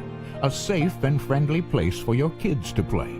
A thriving hometown culture immersed in historic districts like no other. A place to turn a house into a home. Palmetto proud. Matthew Guthrie and Associates Realty.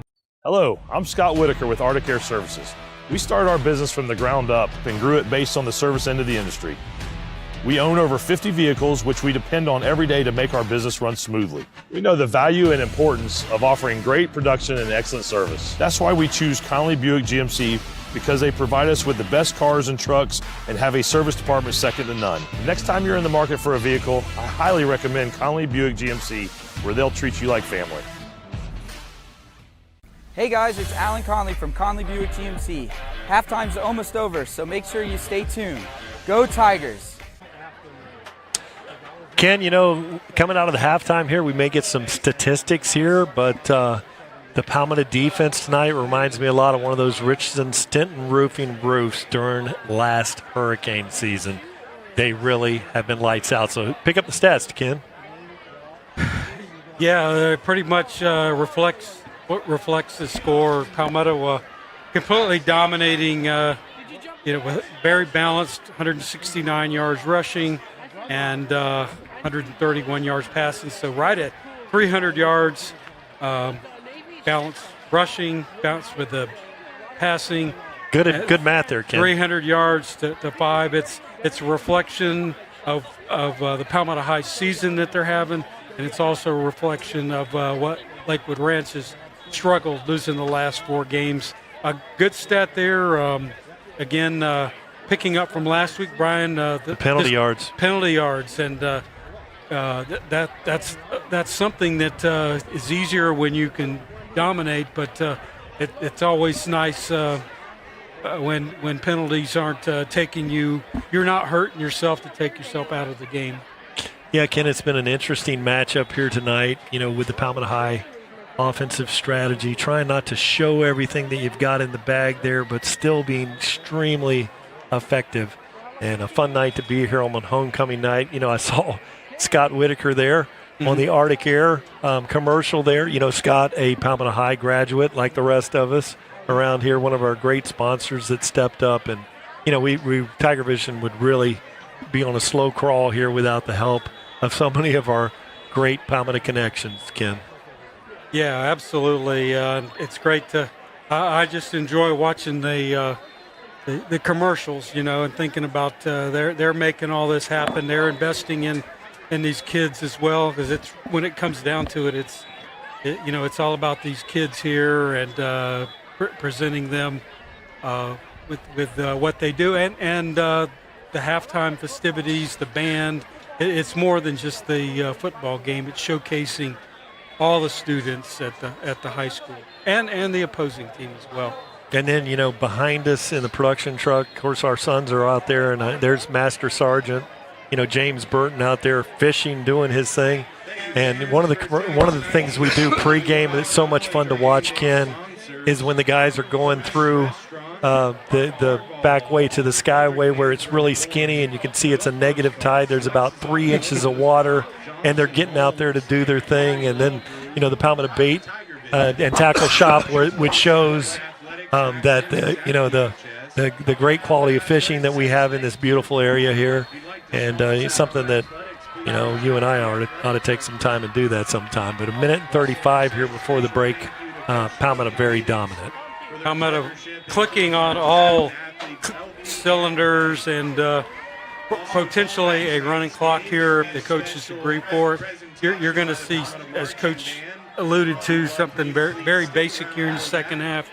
Hopefully getting some of the second and third team players in to get them some valuable reps as we prepare the home stretch of our season with Manatee and then, of course, Leonard in 2 weeks playing for a district championship. Yeah, and we don't want to peek too far into the Cross River rivalry. We want to encourage all of you Palmetto and, of course, Manatee fans also to get here to the game to watch this and make it ramp up like it was years ago.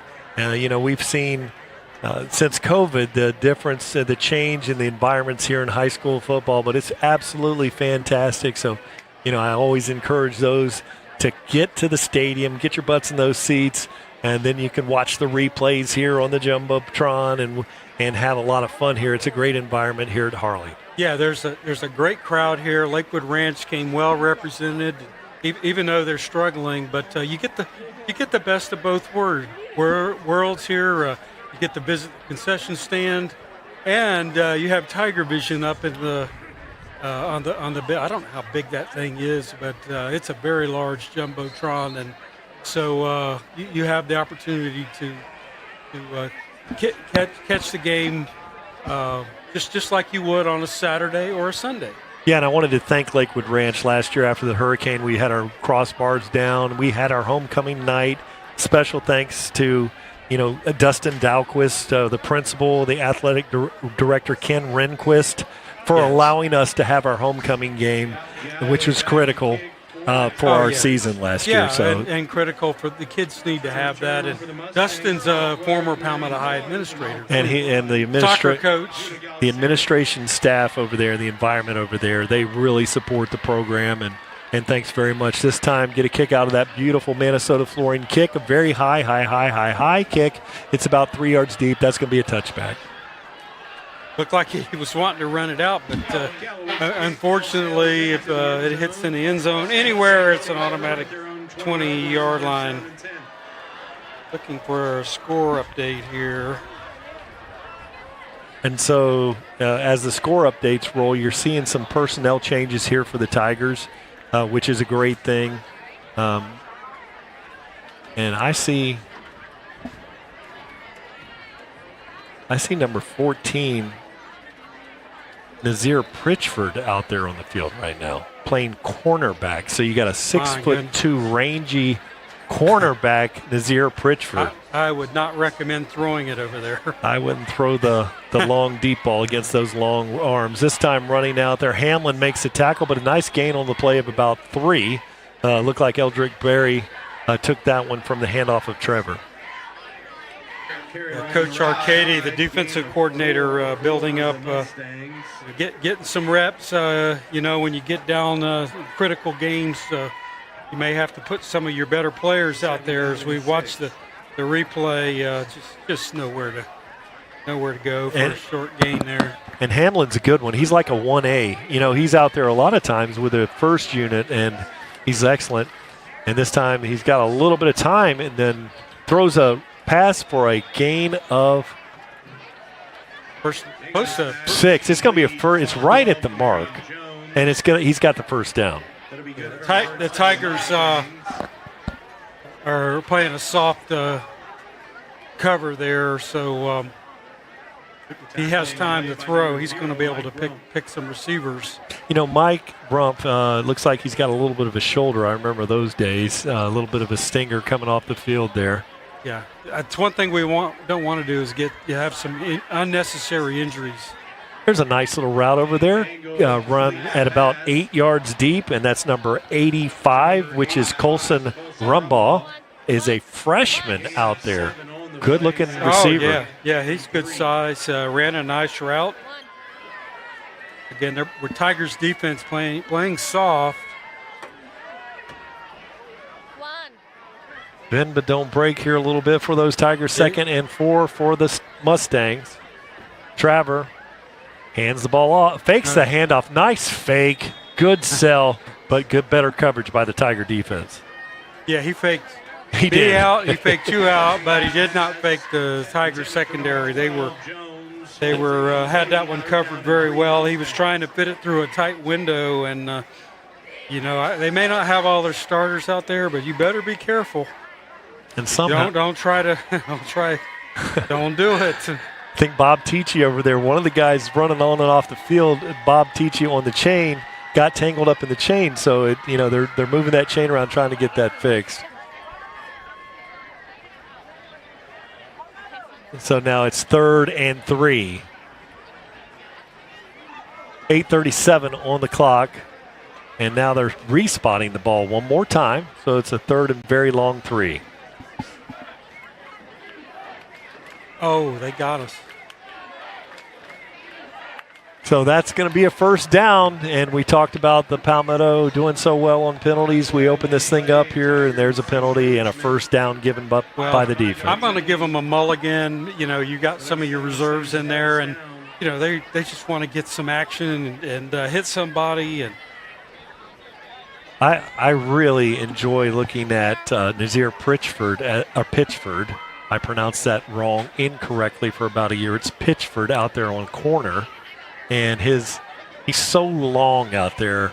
Yeah, it makes it into the collegiate level. That could be very well could be. He could end up being a defensive back. Yeah, he definitely. They like him long like that. Oh, they love him like that. Yes. And really good play there by number 34 for the Tigers, and that is Josiah Washington, 6 foot, 200-pound sophomore. Nice run on the play. Pretty impressive. Yeah, definitely so.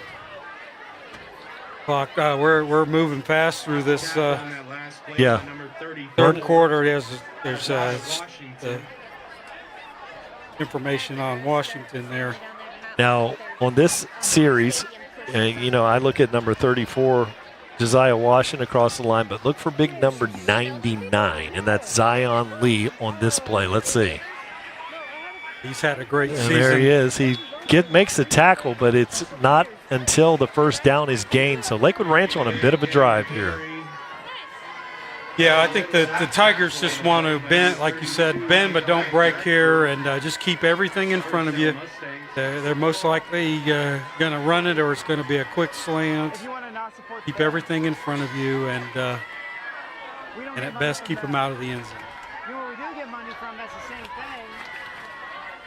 Now across the line, Dominic Rector out there, I believe, number 32, unless that's an old read for me. They look pretty good, solid on. It's going to be a false start, so they're going to back that one up. 6 minutes and 13 seconds remain here in the third running clock.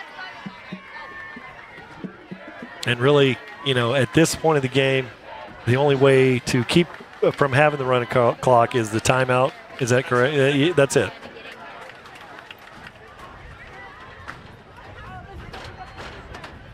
And that's one of those things as as the 2s and 3s are out there playing, as I coached basketball, and maybe, sometimes you'd bust the clock. I kind of hated the running clock with the 2s and 3s out there, for the. Eagle with a carry. 7-yard gain on the play.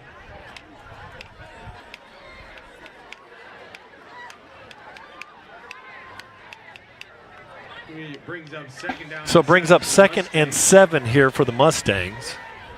And Brett Traver really, and not that defensive front for Palmetto Tigers has been dominant tonight. It's been very difficult for him to get any clean pockets back there. This time he swings. And there's Kamarian Jones, the defensive back, punt returner, wide receiver.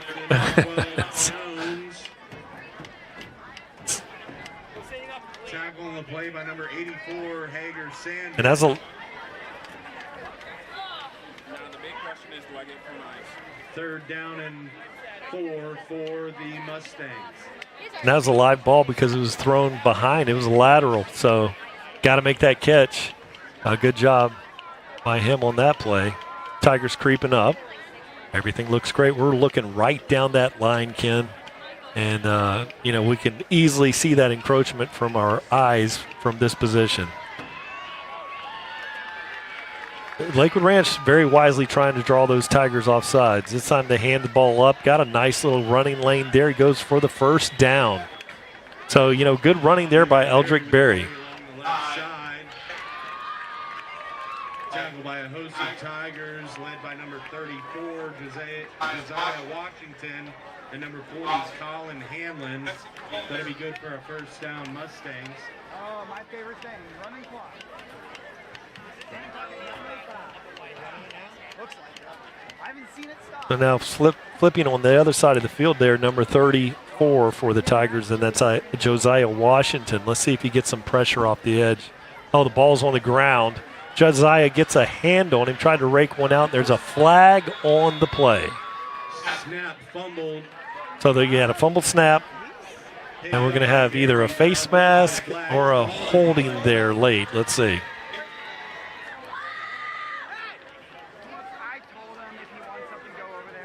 See, here at Palmetto High School, I happen to be in front of you. Have windows that you can't see through here sometimes. So I push mine over. I'm looking through clear air, and I've got Ken Burton Jr., the tax collector here, looking through wax paper over here. You're welcome, Ken.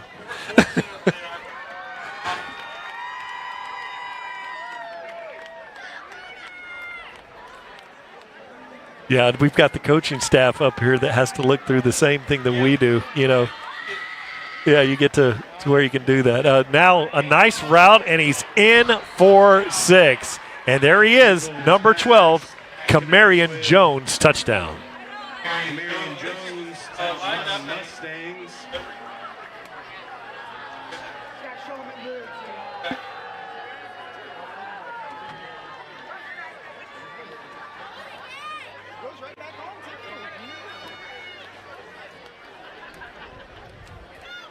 Another look at the swinging gate here. This time they folded over there into the traditional field goal setup. Now this guy is a very, very, very solid kicker, Ken. The holder, the Brock Thompson with the snap. The hold is good. Kick is up and pure. So Lakewood Ranch has 7 on the boards with 1 minute and 47 seconds here in the third quarter. Offsides against the Tigers. They will take the kick, and it is good. With a running clock, 1:30 left to go in the third quarter. Yeah, good throw by Traver and Kamarian Jones. He doesn't play offensive or defensive line. He doesn't play linebacker. He does not. But let's have. We'll talk about Kamarian. Let's have a little Tiger trivia here. So,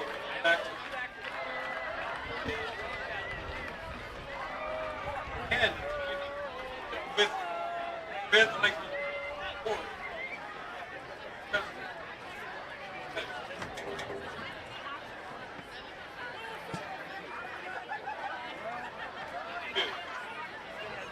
All right, so how many times since has Palmetto shut out Lakewood Ranch since 2007? So if you look at that here, the answers would be, go ahead, roll them, Ken. So it's either 3, 6, 0, or 2. I know the answer, Ken. Yep, and at some point they will show it here. And so so they have some time to think about it. There would have been one more here, but coming out here in the third quarter with the running clock, the game not being as competitive here, Lakewood Ranch on the board here to kind of mess up that statistic going forward. Now get a kick of having a beautiful floor from our friends at Minnesota Flooring. And it's an onside kick. Good job by Hamlin there. Heads up. He's been Johnny on the spot in his defensive drops early in the season, but you got a very strong-legged kicker in Luca Koo, and you expect a driving kick here. But Colin with a great play. Yeah, and great job there reacting. You're watching TigerVision, presented by Conley Buick GMC. Stay tuned. We'll be right back after these messages.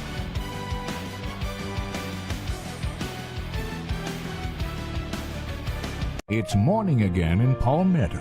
Today, over 1,000 people will move from other states to Florida. Jobs and industries are rebounding, and so are the housing markets. It is no better time than the present to invest in quality real estate here. A safe and friendly place for your kids to play. A thriving hometown culture immersed in historic districts like no other. A place to turn a house into a home. Palmetto proud. Matthew Guthrie and Associates Realty.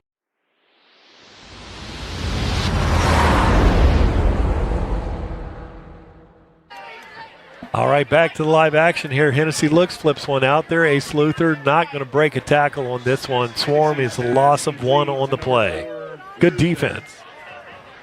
And there's number 12 who just had the touchdown reception, Kamarian, once again. So shakes one here, and then Kamarian comes over to clean that one up. We talked earlier, he hasn't played linebacker, offensive, defensive line, but he's played everything else. And he hasn't kicked the ball, but everything else he's played. But, he probably could.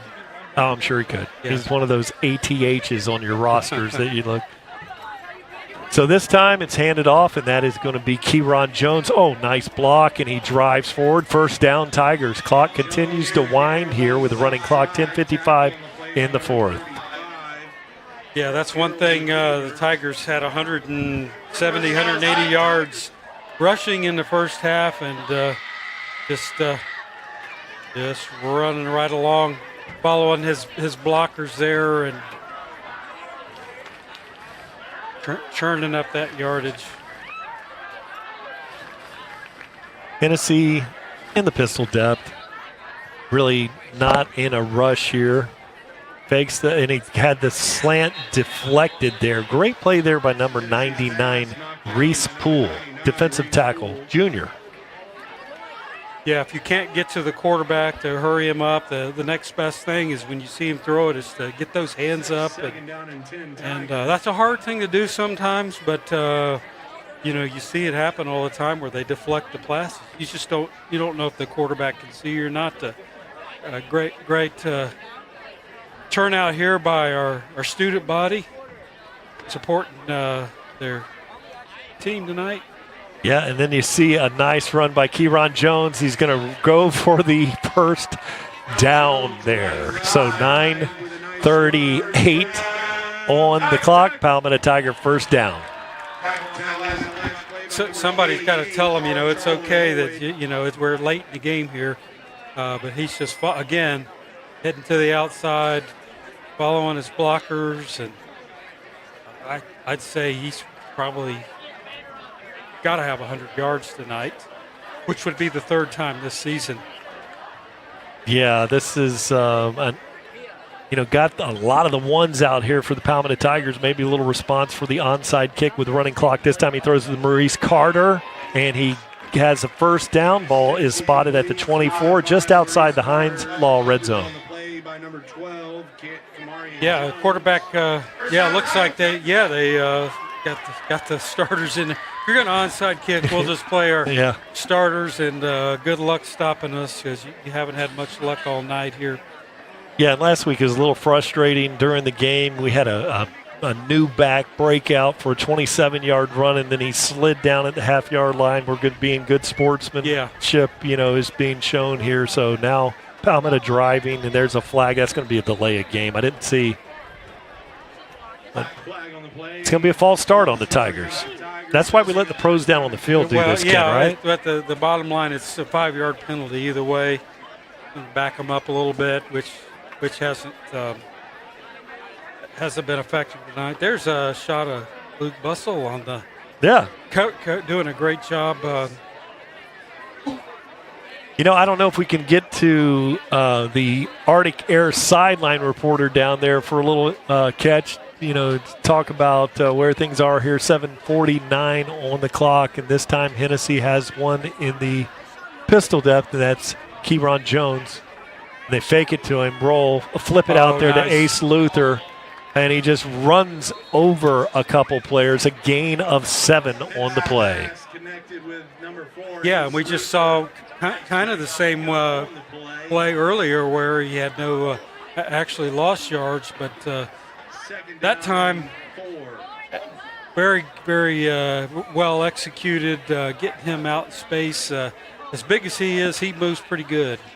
And Ace is, as the game has worn on, those D tackles hang on to you out of that tight end position. He's got his shirt tucked on there. Luckily, we know him. We've watched him play hoops.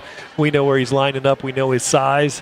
Otherwise, you really can't see the numbers anymore for old Ace out there. Now he's on the left side of the formation.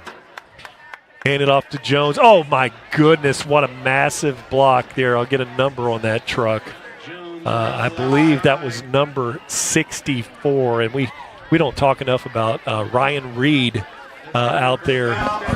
That's that speedy, 6 foot.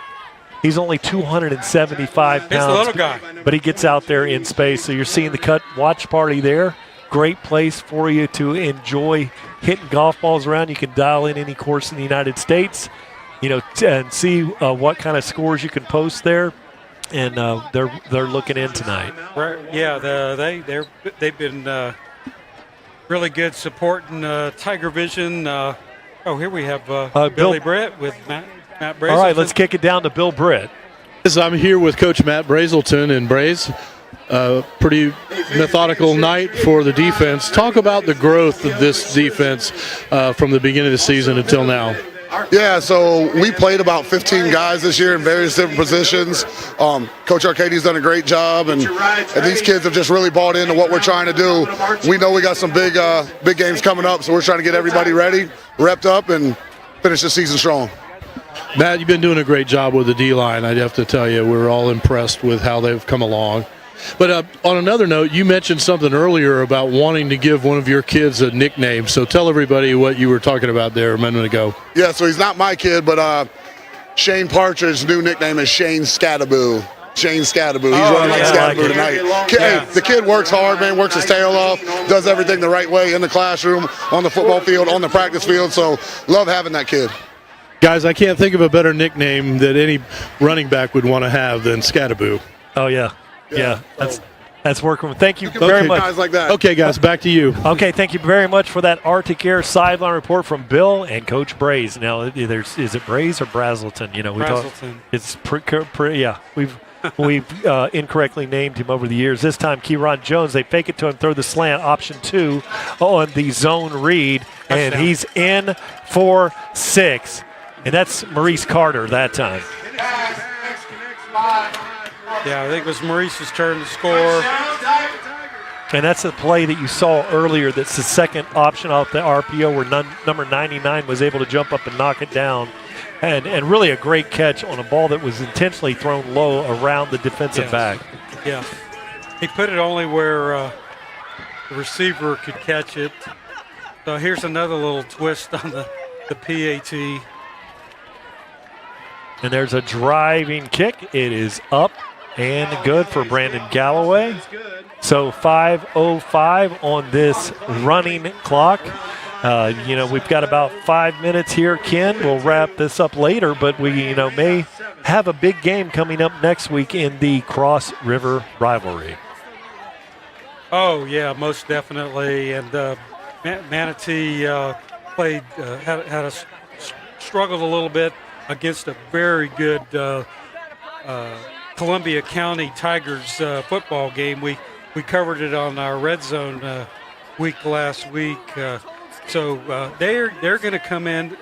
Both programs have that game circled, and they've got the trophy, the Cross River Rivalry trophy that they recognize, and doing them push-ups again. They're going to be a little tired tonight, but I was a little worried that the kids would be looking ahead to that game because all these kids grew up, went to school together, and they've got split families.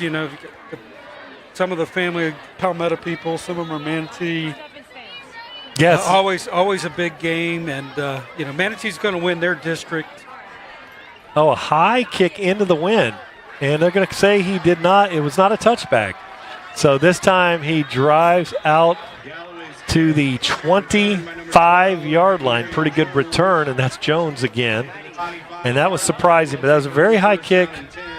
And not so sure about that. All it has to do is touch the front plane of the goal line. We could probably get a end zone cam or a pylon cam look on that. Ken, let's have some stats. Yeah, the Tigers, again, dominating. Goes right along with the score, 204 on the rushing, almost 10 yards a clip, 160 on the passing.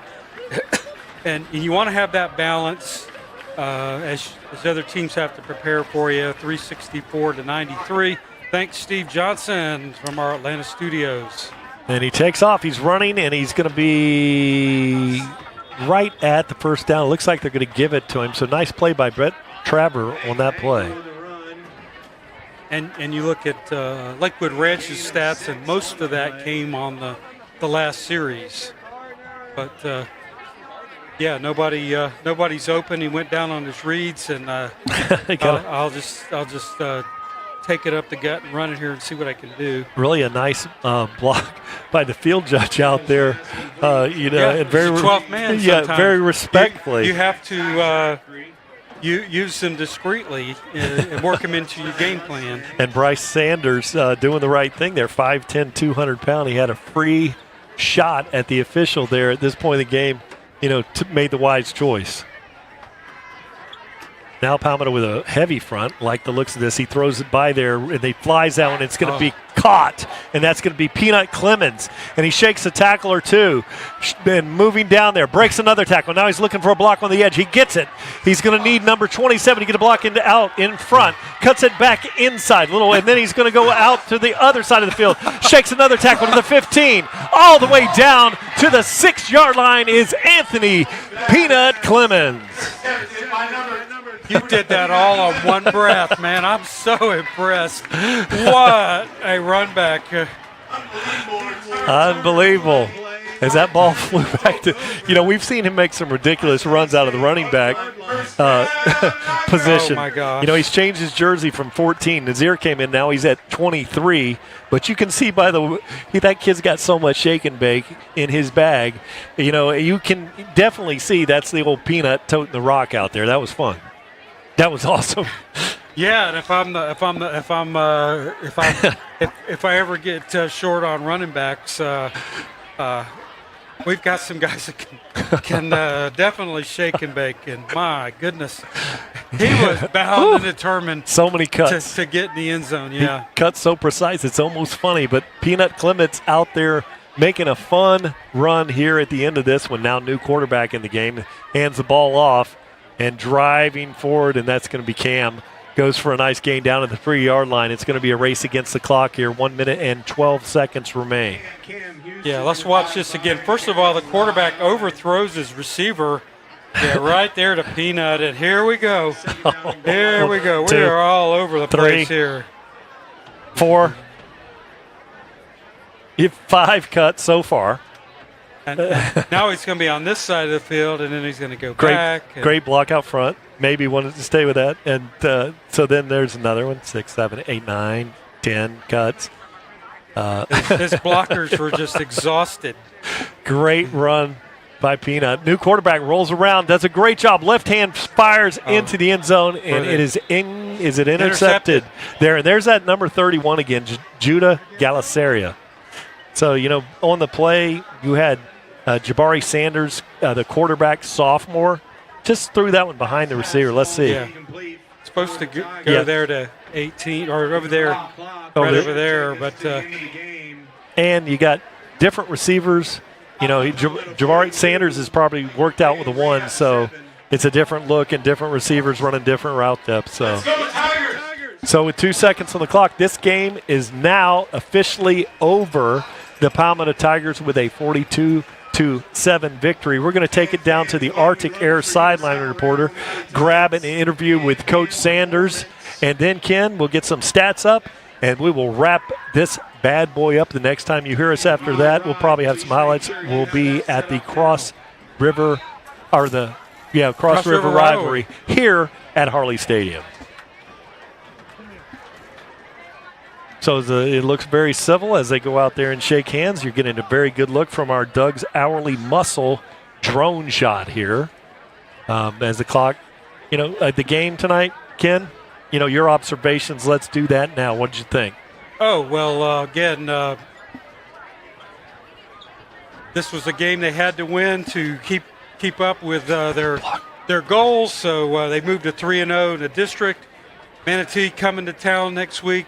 That's always, it's going to be a packed crowd here.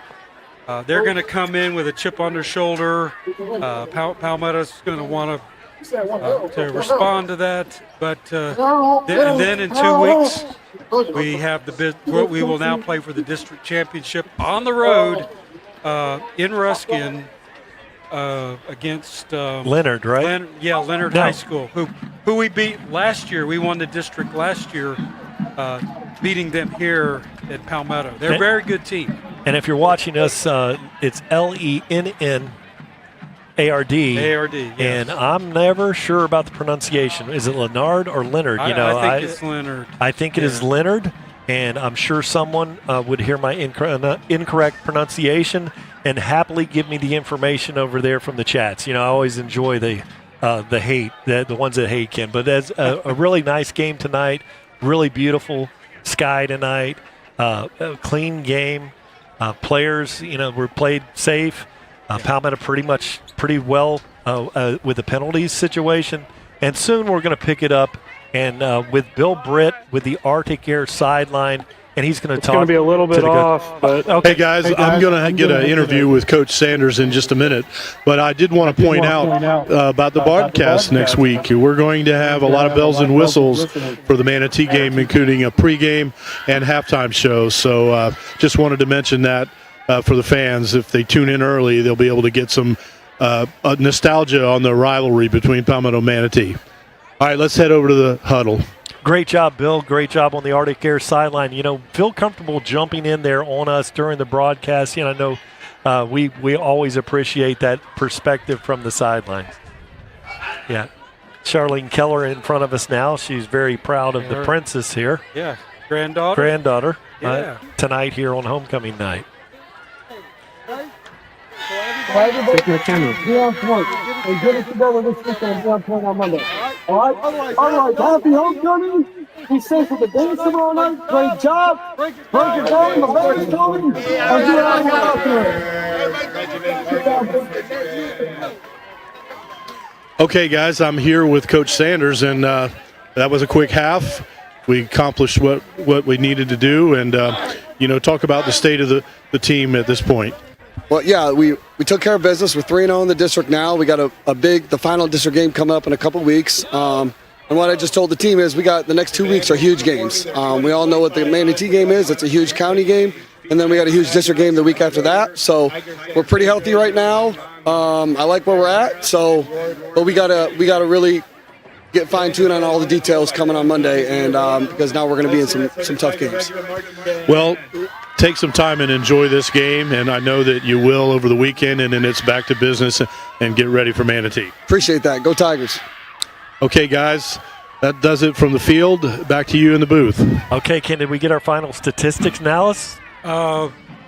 Let's see if they pop up. Okay, here they are from Steven Johnson's Mr. Tiger 1981. So the most important one, 42-7, 208 yards rushing, 160 yards passing for 368 total.